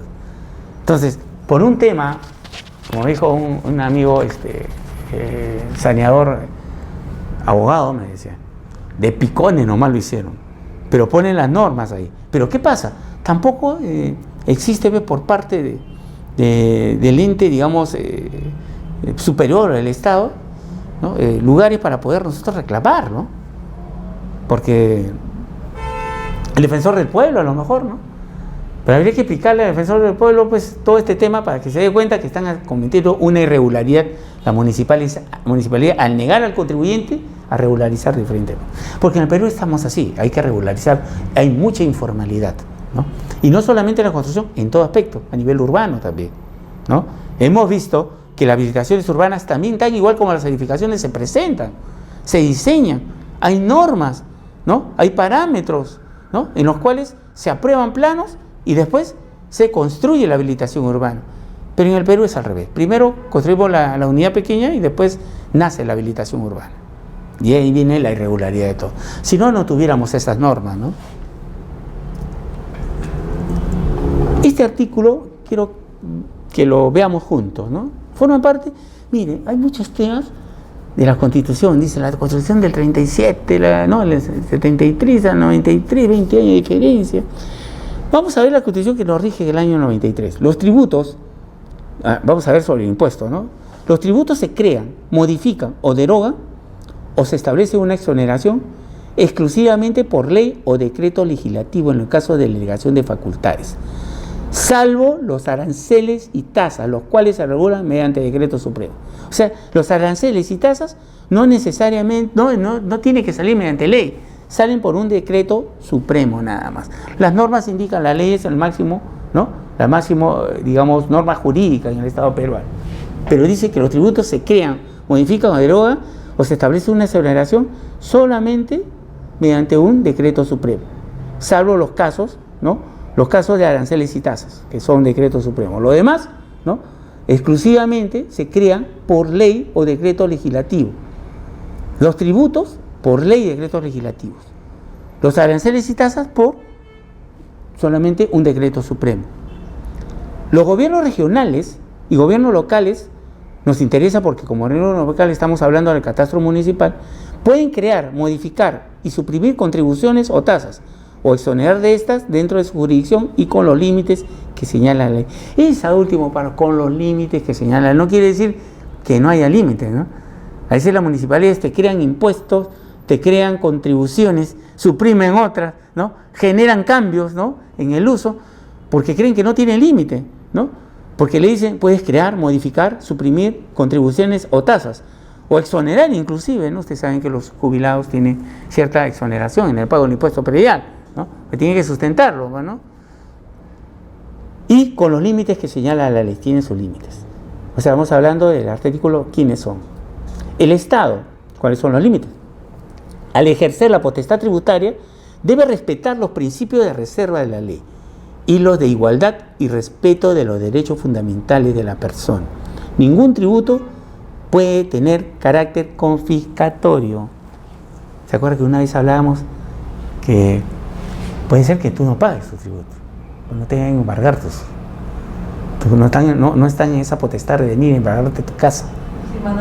Mata, exacto, porque hasta ahí le llega la norma legal, son los límites, pero no puede ejercerlo, lo ejercerá si es que se atreve la municipalidad, ¿no?, a ejercer un proceso judicial.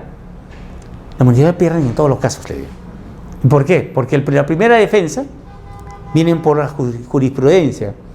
Una abogada dice, mire señor, me ha llegado notificaciones, no pude pagar por esto, la municipalidad me está mandando, mándalo al proceso judicial. No vamos a lo penal. Ah, qué bacán. ¿Sabes por qué? Le dice, yo tengo un vecino que es lo mismo y él no le ha dado nada, y tengo otros dos amigos que... Vamos a los casos. Comienza a ver y lo presenta ante el proceso judicial. Y la municipalidad va a decir, ¿y por qué a estos casos no? ¿Por qué al señor? ¿Y por qué a los casos tal? Claro, pues no ha hecho catastro, no sabe. Entonces no se atreve, ¿no?, a enjuiciar y a quitarle la propiedad a alguien porque le va a salir 1, 2, 3, 4, 500 casos, miles de casos. Entonces siempre va a perder por jurisprudencia. Siempre el abogado va a decir que se van contra la persona, más no contra la norma, ¿no? La norma indica que debe ser igual, vimos antes, para todos, no es para uno solo. Si usted dice, ¿por qué no ha hecho a estas personas? Y esas personas son los vecinos justo del tema de la ciudad. Por eso es que no la gana, no la va a ganar nunca.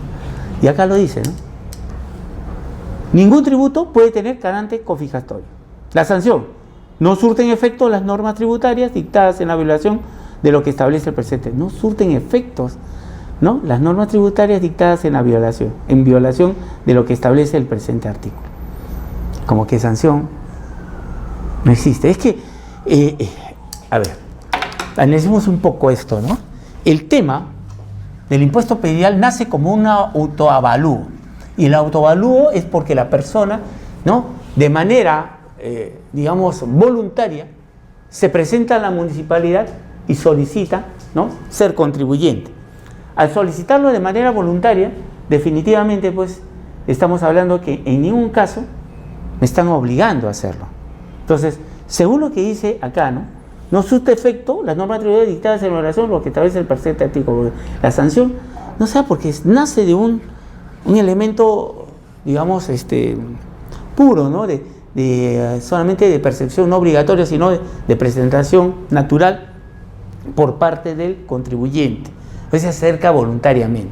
Existe hay una palabra que ojalá no se me vaya, pero es básicamente la buena voluntad, ¿no? Y todos los procesos, nos reímos porque realmente ni por uno ni por otro, no estoy a favor ni del contribuyente ni tampoco a favor, pero yo creo que los dos están cometiendo, nace de la buena voluntad, ¿no? Por lo tanto no debe haber sanción para eso, ¿no?, buena voluntad por parte de eso. Pero ahí vemos, pues, que el contribuyente a veces tiene mucho de ganar porque él se rige a las normas de la municipalidad o del administrador de la ciudad. Y esas normas no están cumpliéndose, pues, ¿no? La municipalidad o el administrador de la ciudad no sabe lo que tiene. Ni siquiera sabe cómo ordenarlo. Ni siquiera sabe, digamos, cómo solucionar un problema. Él se crea el problema, o no se crea. Los problemas le llegan a la municipalidad y recién ahí actúan. Y le están llegando a todas las instituciones de la ciudad. Están colapsando. Y sigo insistiendo, están colapsando y se nota cada vez más. Colapsa la Policía Nacional, ¿no? Por ejemplo, un tema, llega el accidente que hubo en la bajada de Armendáriz, ¿no? Generalmente no toque nada, porque llegan los de peritos, ¿no? Los peritos criminalística, ¿no? Y en eso una reportera dice, ¿y qué hace metros allá? Los casquillos, esto también sirve, lo iba a agarrar. Le dijo, no toques. Ella avisando a la policía, y los policías estaban parados ahí para la foto, ¿no? Estaban parados. Y cuando le dijeron que había, no le contestó el policía. Pero al cabo de segundos comenzaron a hacer, en vez de pasar dos, pasaron un carril y lo aislaron. Eso de cuestiones mínimas, ¿no? O sea, digamos que son elementos para saber qué pasó. Entonces la policía debe llegar y rápidamente parar, debieron cerrar y analizar todo el campo, ¿no?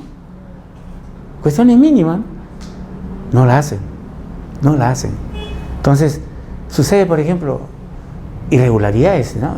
Este señor que bajó, mató un montón de mujeres y personas en ese centro comercial, fue parado por un policía que iba de Franco. Al policía durante más de una semana lo han condecorado, lo han elevado hasta el máximo, casi es presidente de la República. Ya le salió una denuncia. No paga a sus hijos, creo que la pegalón, todo eso. Entonces se dan cuenta, ¿no? O sea, ¿qué más llama la atención? Esta situación a lo mejor de maltrato a la mujer, o esto acá que fue noticia mayor. Ya ni siquiera esto lo están tratando de, porque ya los medios periodísticos tampoco nos ayudan, ¿no? Ese es un tema, ¿no? O sea, todas las entidades están colapsando. Dígame una nomás que no colapse. Una entidad en la cual ustedes hayan ido, ¿no? Se haya portado adecuadamente y vea que eso en beneficio de la ciudad está dándose. Un poco difícil, ¿Ceapal? Del sur, del norte, que le cortan el agua, la luz en cualquier momento, llueve exacto y la ciudad está colapsada, ¿no? El comercio, por ejemplo. Entonces estamos viendo que las sanciones básicamente no se dan. Avancemos. Hay una casuística. ¿Qué decíamos? Mira, vulneran esto, ¿ah? Estamos hablando que los tributos se crean, modifican, derogan mediante una ley, ¿no? ¿Cierto? Casuística, vulneración del artículo 74 que hemos analizado hoy. Ley 27046.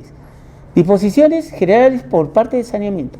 Precísase que se encuentran inafectos al impuesto general de las ventas, el impuesto de alcabala, la transferencia de propiedad que realiza Ecofopri, a título gratuito o oneroso, en favor de terceros, aquellas que se realicen, ¿no?, bajo poseedores o tenedores con precedentes a cargo de Ecofopri. Asimismo se encuentran inafectos al impuesto predial, al impuesto municipal y en general cualquier tributo municipal. Oye, ¿qué cosa? Estamos hablando de que esto, básicamente, ¿qué está sucediendo acá?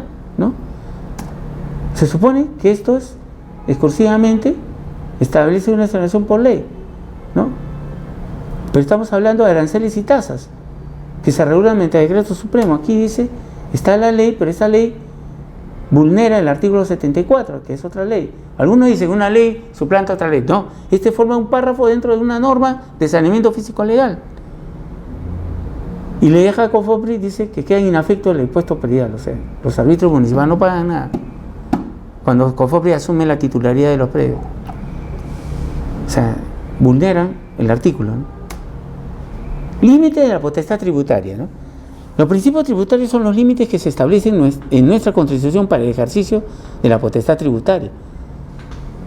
Debe ser no confiscatorio, lo hemos visto ahorita, dentro de un marco de legalidad, de igualdad y los derechos de las personas. Ya con eso mataste para efectos de quitarle o de confiscarle un predio, ¿no? Derechos de la persona, igualdad, legalidad, no es confiscatoria. Eso es lo que es en el fondo la potestad tributaria. Y todo va ligado al impuesto predial, ¿eh? Porque el impuesto predial básicamente hay que obtenerlo de la buena voluntad de la presentación de los tributos ante la administración municipal. Pero suena un poquito que, o sea, en serio, si yo no lo presento, no, tampoco peco. Pero por otro lado dice que el Estado dice que tenemos la obligación de pagar impuestos. Entonces, mientras por un lado se suelta, el Estado te exige.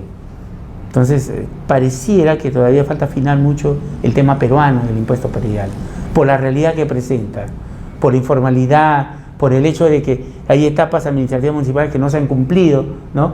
Estas normas que son para un caso muy, digamos, muy ideal, ¿no?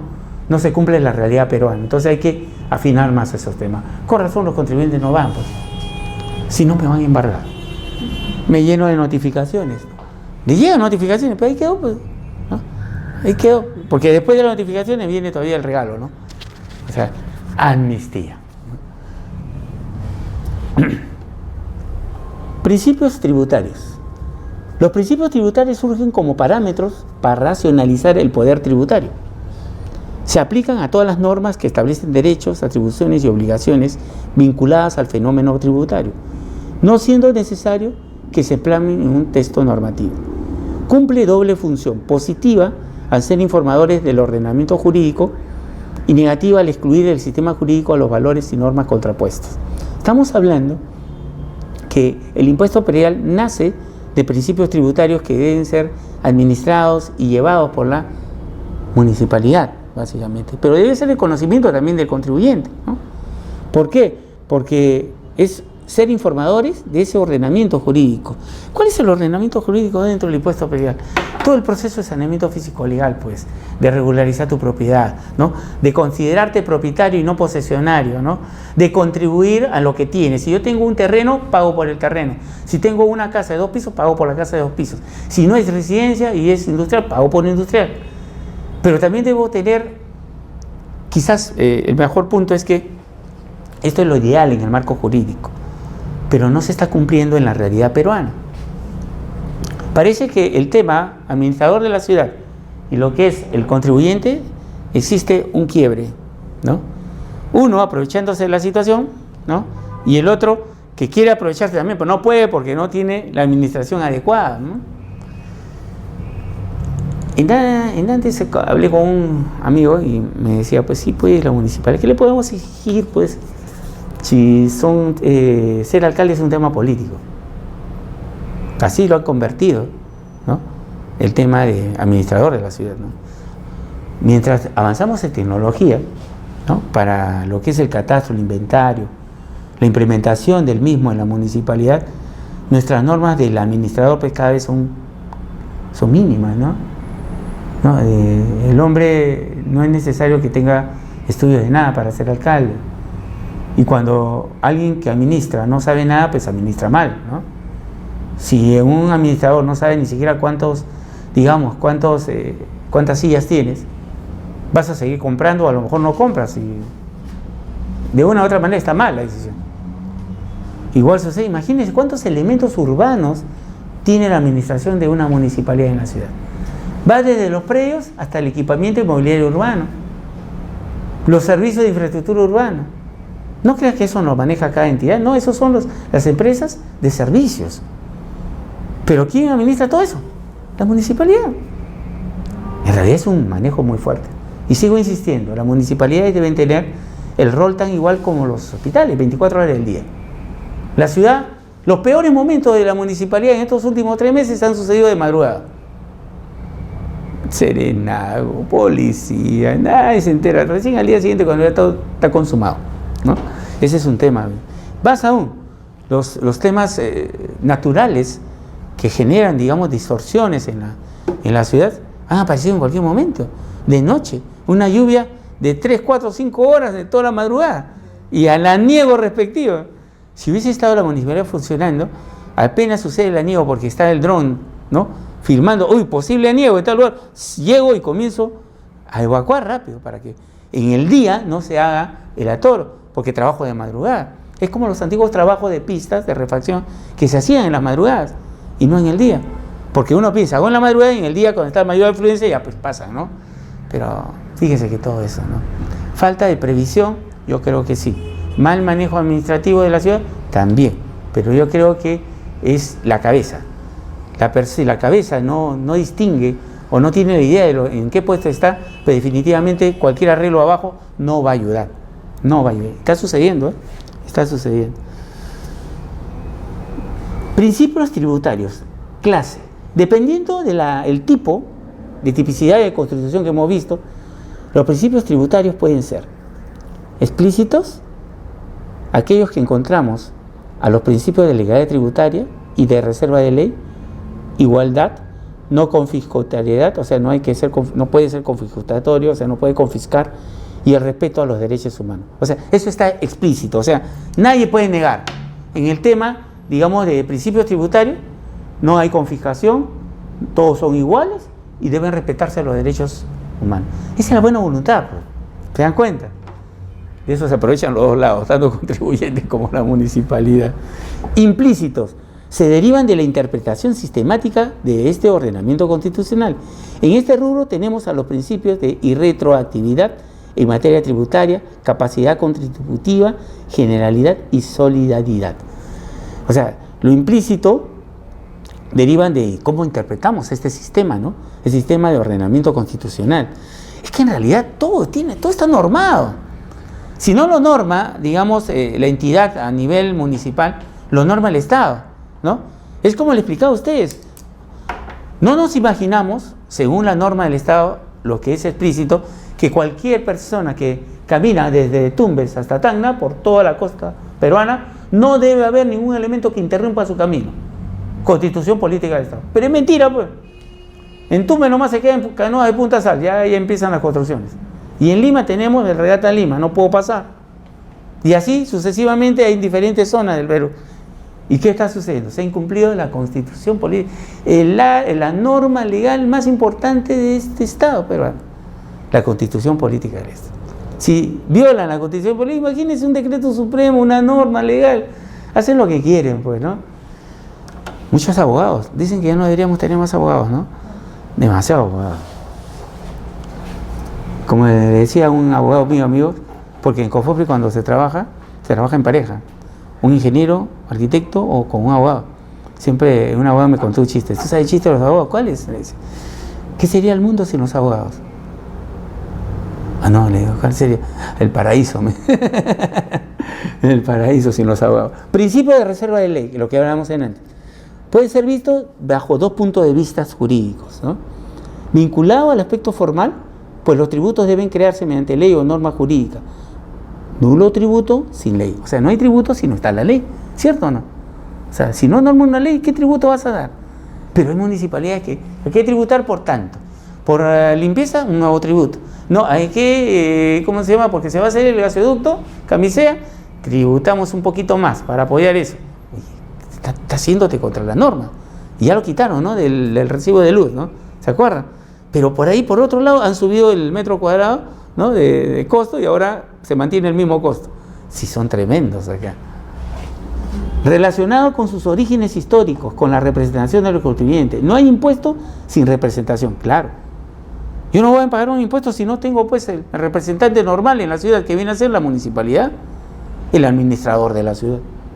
En ambas vertientes, tanto lo formal como de sus orígenes históricos, se otorga la garantía que la potestad tributaria será ejercida por los entes públicos en el marco establecido por la ley marco del país, que es la Constitución. Es el principio de reserva de ley, ¿no? Principio un poco lógico, pero por ahí vamos dando, ¿no? Los impuestos, contribución y tasas. ¿Quién lo ve? Los impuestos con un decreto legislativo y el Congreso con una ley. Las contribuciones por parte de los tributos, también por el Ejecutivo, un decreto legislativo, por el Congreso una ley, por el gobierno local una ordenanza y por el gobierno regional con una ordenanza. Las tasas impositivas que dan, puede dar por el Ejecutivo mediante decreto supremo, ya no entra el Congreso, entra a los gobiernos locales y regionales a través de la ordenanza municipal. Bonito cuadro, para que no nos dejemos engañar cuando salgan con normas extrañas, ¿no? Igualdad tributaria, este es importante. ¿Todos debemos tributar? No, igual. Todos debemos tributar exactamente lo necesario que tiene como propiedad, ¿no?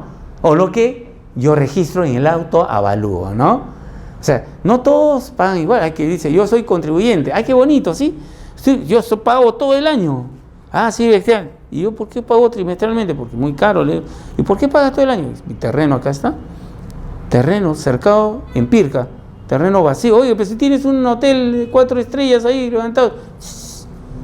Claro, así da gusto pagar todo el año. Pero la municipal lo recibe como buen contribuyente. Y a mí porque me atraso por ahí porque estoy pagando mi casa de 2 pisos, ¿no? Yo soy un mal contribuyente, ¿no? Son excelentes contribuyentes los grandes mercados, ¿no?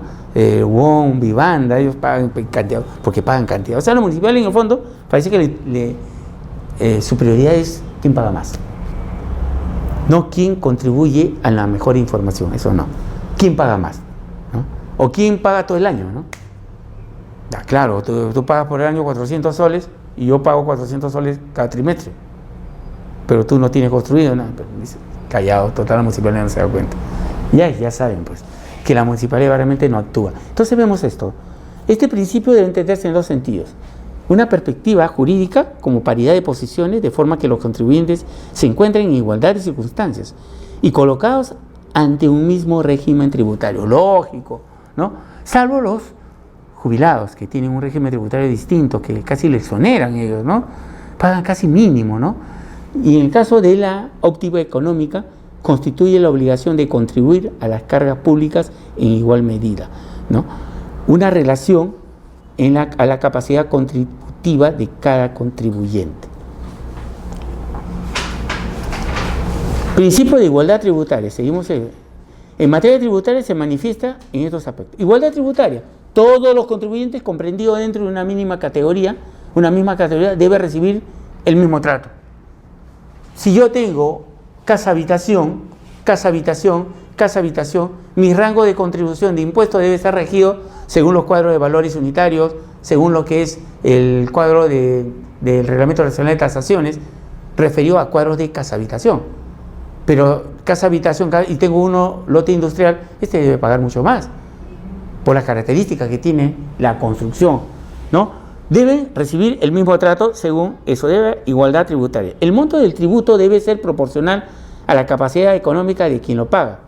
Aquí hay un pequeño error. El monto del tributo debe ser directamente proporcional a lo que declara, no a la capacidad. Yo a lo mejor no tengo capacidad de declarar una casa de 2 pisos, entonces por eso no debo pagar menos, ¿no?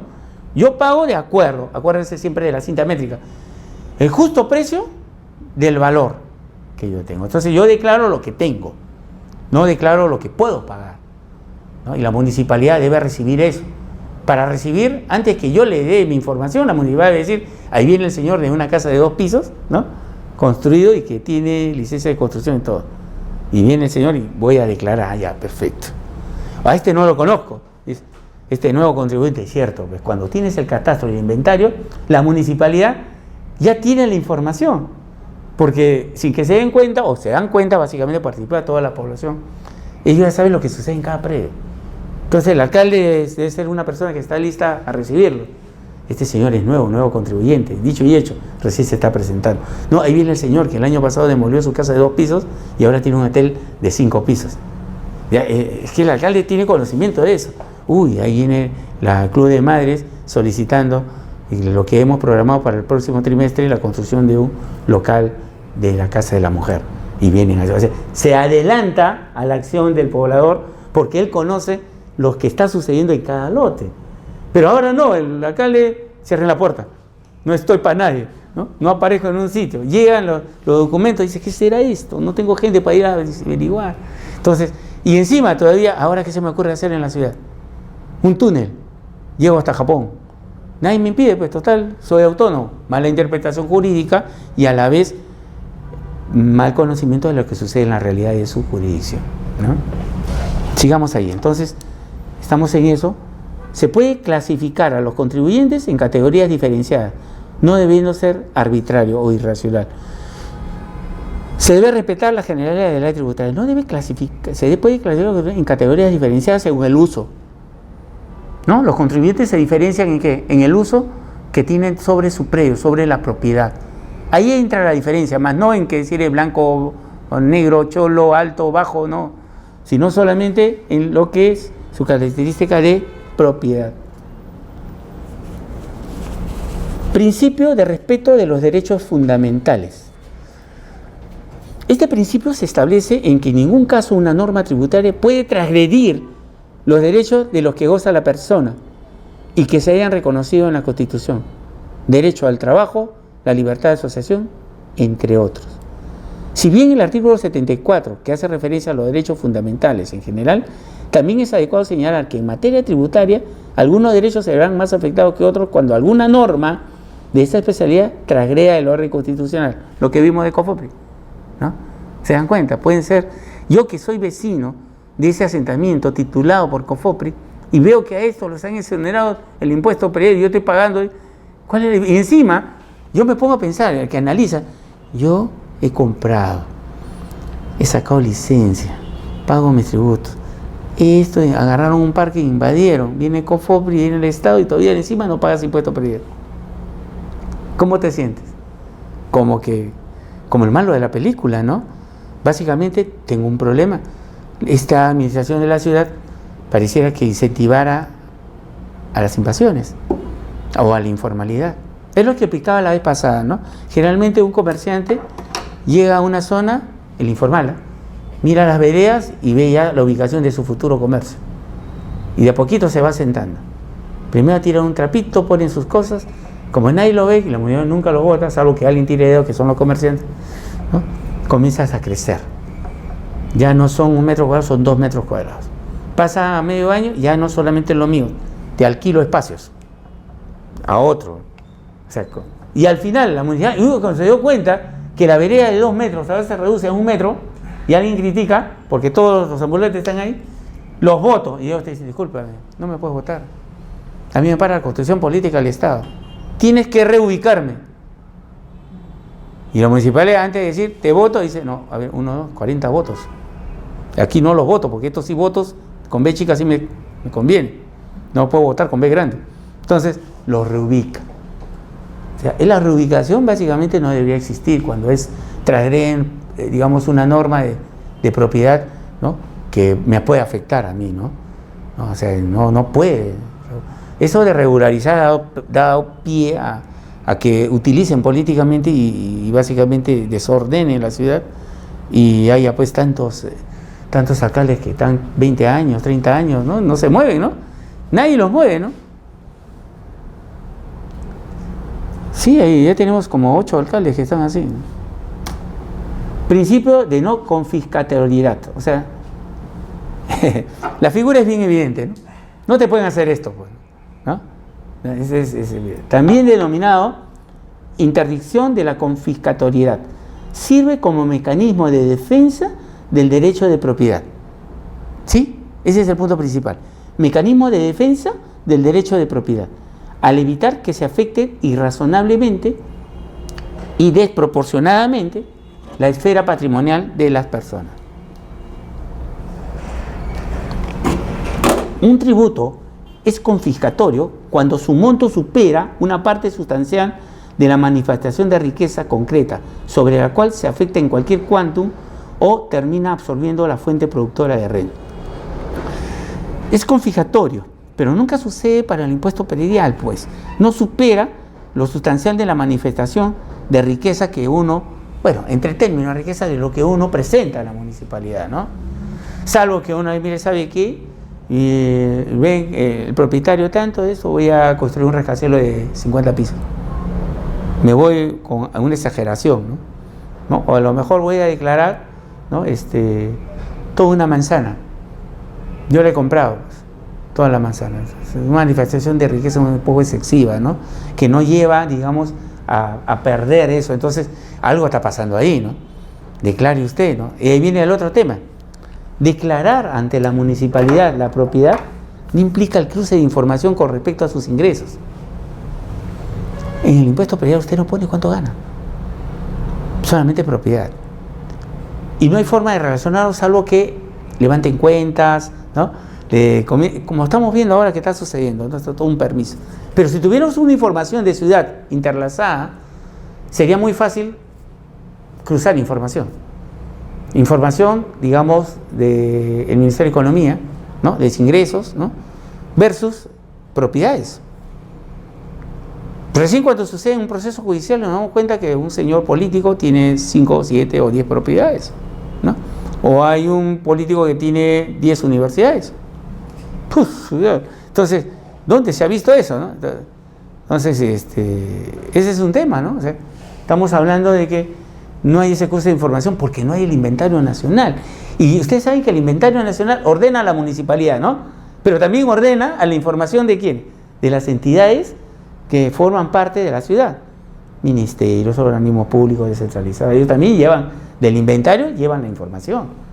Entonces, a la hora de llevar la información, ya lo interlazo a todos ellos también. Sería muy fácil entender. En la mañana de lo de la bajada de Armendáriz del ómnibus, del carro surgieron muchas hipótesis rápidamente porque no hay información del carro. Primero dijeron que estaba con pijama. Después dijeron que era un hombre, pobre señor, se equivocaron en el nombre, dijeron un nombre cualquiera, otro nombre, ese señor estaría, su familia debe estar loco, y salió otro nombre. Después, como fue avanzando el tema, dijeron, hay una camioneta de 4x4, ¿quién maneja ahorita una camioneta del año todavía? ¿No? Uno que es profesional, vive racionalmente. Mi carro es del año 92 todavía lo tengo ahí, me funciona. Pero para tener una 4x4 no solamente la puedo comprar, sí, me debo 25 años. Pero ¿cómo mantengo? Esa me gasta en gasolina pues 200, 300 soles cada 3 días, cada 2 días. O sea, también el costo, ¿no? Entonces hay un desbalance, ¿no? Entonces yo le digo a mi esposa, mira, aquí, y más porque, mira, lo han perseguido desde Barranco. Desde Barranco, ¿no? ¿Y por dónde? Por Barranco. Por la avenida Grau, por esas calles, ¿no? La policía, que está cerca de la plaza, ¿qué pasó? ¿Qué? O sea, pasan los carros, entre 2 carros lo han cercado. Quiere decir que han ido correteándolo. Y como en la noche, bueno, también tienen que descansar los policías, pues, ¿no? Y no hay municipalidad, no hay nada. Desde Barranco a la bajada de Armendáriz, donde los chicos, la gente está corriendo, pueden matar gente. Y encima, cuando lo acribillan, pues, y fíjense que ya no acribillan pues en carro Toyota, ¿no? Son otras 4x4 que han entrado para el mismo vuelo. Y al parecer el señor trabajaba en otra cosa, ¿no? Ya tenía antecedentes penales, robo armado, mano armada, y ahí ya describe, ¿no? Hay mucha gente, y eso se ve, ¿no? Que prefiere en sitios muy, muy de alta delincuencia los grandes carros, ¿no? Y pocas propiedades. Acuérdense que la propiedad no solamente es predial, es automovilística. Y la relación de SUNAR es eso también. Entonces deberíamos saber cuánto es lo que gana y la capacidad de compra que tiene. ¿Cómo? Al final dijeron que vende autos. Como vende autos, ya utilizó todos los autos así en la noche. Y hay mucho por descubrir ahí. Pero descubren también a la institución. Y eso es importante. Por eso que a veces no, las noticias se quedan a mitad, no son explicadas directamente. Esa es una falta de varias instituciones ahí, ¿no? Dice, entonces vemos que esta figurita termina siendo muy específica, ¿no? No pueden hacer eso, ¿no? De no confiscatoriedad, principio. Como indica el Tribunal Constitucional, hay una jurisprudencia de eso y otras, tiene doble vertiente. Por un lado, informa y limita el ejercicio del poder tributario. Y por otro lado, asegura que las instituciones jurídicas constitucionales del capítulo de régimen económico no se le reduzca o vacía su contenido esencial. Bueno, esto va en base a qué? Según la figura que ven, soles versus gente, ¿no es cierto? Soles versus gente, ¿no? A veces los soles son mucho más que la gente, ¿no? ¿Qué sucede con esto? Es lo que estamos hablando, o sea, sucede que las normas se dan, pero las realidades son otras, ¿no? No es aplicable directamente, siempre termina siendo que, y eso le afecta a la municipalidad, afecta al impuesto predial, afecta al contribuyente, ¿no? Si nadie maneja una información actualizada, única, entonces cualquiera, institución, la municipalidad, puede poner cualquier valor, puede cambiar el tema jurídico, puede poner impuestos, tasas distintas. A ustedes, pregunto a la clase, ¿se han puesto ustedes a revisar las tasas municipales que corresponden para el contribuyente? ¿Qué tasas nos imponen? Un poco difícil, ¿no? No nos dedicamos a eso. Ya, la municipalidad sí se dio cuenta que ni ustedes ni yo nos dedicamos a eso. Y cambian uso, cambian tasas, te ponen esto. Y no revisamos eso, ¿no? Ahora, ¿quién controla la municipalidad? Hay entes que deben controlar. Y la municipalidad dice, soy autónomo. Eres autónomo, pero solamente en base a tus funciones que tiene, nada más. No eres autónomo para todo, ¿no? O sea, no puedo tener libertad absoluta. Y parece que nuestros señores administradores creen que tienen libertad para hacer todo del ámbito de jurisdicción. cometen el error de utilizar terreno del Estado para ellos titularlos. Ellos no están en esa facultad. Hay una entidad que ve los terrenos del Estado. ¿Cómo se llama? Esa es la Superintendencia de Bienes Nacionales, ¿no? Y ojo, que tiene un nivel superintendencia. Pero en la municipalidad es otorgan título para este de acá, agarra para acá. El Estado somos todos, esa es la palabra que hay que tener cuidado con eso, el Estado somos todos. Hay normas que determinan la función de eso. Y hay que determinar bien los hechos. No estamos capacitados, o sea, no somos, pobladores, el contribuyente, me incluyo yo, de revisar las normas municipales actuales, derechos y obligaciones del contribuyente. No revisamos mucho eso. La municipalidad lo único que quiere es la obligación del contribuyente de pagar, nada más. O sea, quiere mantener al contribuyente solamente con el pago. Más de la municipalidad, no tienes por qué enterarte de la municipalidad. Pero no se dan cuenta que ahí nace la informalidad y los problemas. Mientras la municipalidad, su información sea abierta, sea pública, más fácil de poder, revisarla, cuestionarla, ¿no? O a lo mejor aprobar lo que decide. Pero mientras toda la información esté cerrada en la municipalidad y usted bajo un trámite por triplicado, por 15 días, nadie hace esos trámites. Pida información, la municipalidad no te la va a dar. Entonces, ahí hay un tema también de manejo de la informalidad municipal.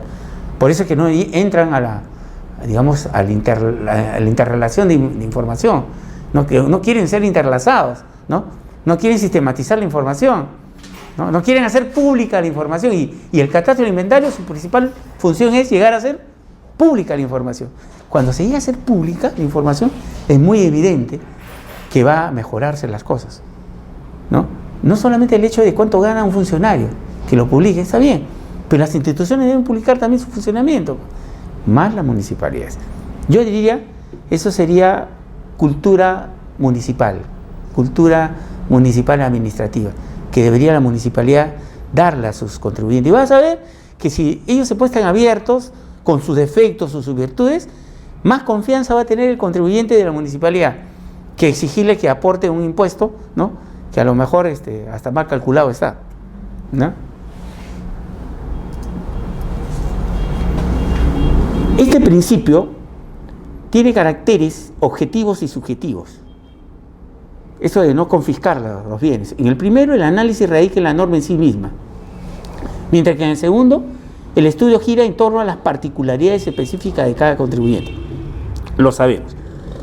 El Tribunal Constitucional ha establecido criterios cuantitativos como cualitativos para evaluar si una norma es confiscatoria o no, dependiendo de la importancia de la cuantía de la carga tributaria, de cuánto se va a cargar tributariamente. Ejemplo, cualitativo, que una norma haya sido aprobada transgrediendo el principio de legalidad o cuando se afecte la fuente productora de renta. ¿Se puede imaginar una norma así transgredida? Por ejemplo, ¿se acuerdan el proyecto municipal, carretera central, ¿cierto? Ramiro Prialé, ¿no? Propiedades.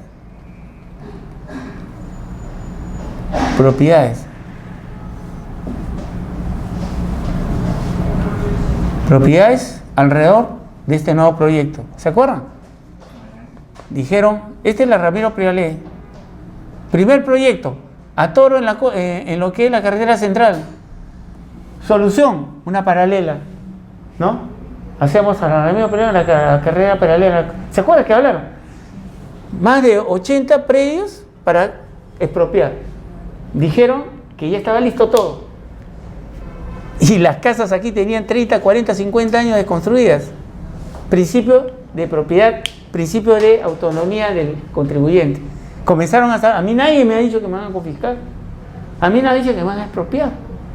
¿Justiprecio? ¿Qué es justiprecio? Yo vengo viviendo acá 40 años, 50 años.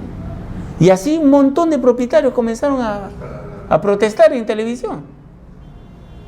Respuesta, hasta ahora ya no se habla de nada. Lo que era un tema muy teórico iba contra las normas legales en cuanto a la constitución de la tranquilidad del peruano, de la persona que vive ahí. Claro, se puede expropiar, pero con un motivo en el cual no dañe a tantas personas. O sea, yo no puedo partir la plaza de armas con un motivo y le pago pues, a la municipalidad, así, si fuera contribuyente y pudiera hacerlo, me paso por la mitad de la pasarela, pues, pongo una vía. No me importa ahí pues la iglesia, la catedral, paso por la mitad y le pago un justiprecio. ¿Se dan cuenta? Y se van en contra de la norma, pero con un criterio masivo de, digamos, de afectación. ¿Se quedó ahí? En este caso, el concesionario, el propietario, declara su autovalor, un valor. A veces el propietario, el campesino, por pagar menos su tasa, Ah, sí. Eso no sí. declara el verdadero valor del terreno. Claro, sí. En este caso, la expropiación por la carretera se basa de acuerdo a lo que él ha declarado en el autoavalúo. Claro, más aún, si se va a un proceso, se va a los valores de ley.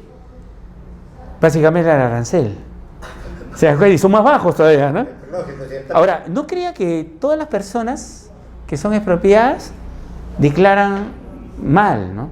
Muchos declaran bien, porque básicamente a veces, digamos, hace 40, 50 años era manejable su situación jurídica técnica, ¿no? Sus dimensiones, sus papeles eran más ordenados, ¿no? No había una polución, digamos, de habilitaciones urbanas modernas, ¿no? O sea, tiene su límite bien establecido. Pero también tenemos el problema en la municipalidad que hay la premunicipalidad. Yo le digo a la ¿a quiénes son la premunicipalidad? Todos esos que están sentados con su maquinita ¿no? de mecánica, que le cambian le alteran toda la situación. Él te va tranquilo con su norma, con sus datos de autovalúo y entra con autovalúo menos 10, ¿no? ¿Por qué? Porque acá es el tamiz y la municipalidad lo recibe. Pero no es tanto el tema, siempre al fin y al cabo terminan pagando, pero como afecta a mucha gente, afecta a la propiedad, la independencia, ¿no? Digamos la legalidad de las propiedades. Más de 80 propiedades, olvídense, y sin ningún plan director que ampare eso, se quedaron callados. Hasta ahorita estamos esperando eso. Ese es un tema que verdaderamente aquí vamos a quedarnos para el día de mañana, ¿no? Voy a traer los cuadros de valores unitarios, ¿no? Del mes de febrero, ¿no? Y vamos a ver un poco el tema y vamos a entrar a seguir viendo el tema del impuesto predial como base de esta semana de clase. Si hubiera alguna... Esto se entiende, ¿no? La base del principio de no... Definitivamente no pueden expropiarnos la casa, no pueden confiscar la casa, no pueden llenar de papeles, pero no pueden llegar a ese término, ¿no? Salvo que mostremos que tampoco pueden llegar a cruzar la información una riqueza externa muy viable, ¿no?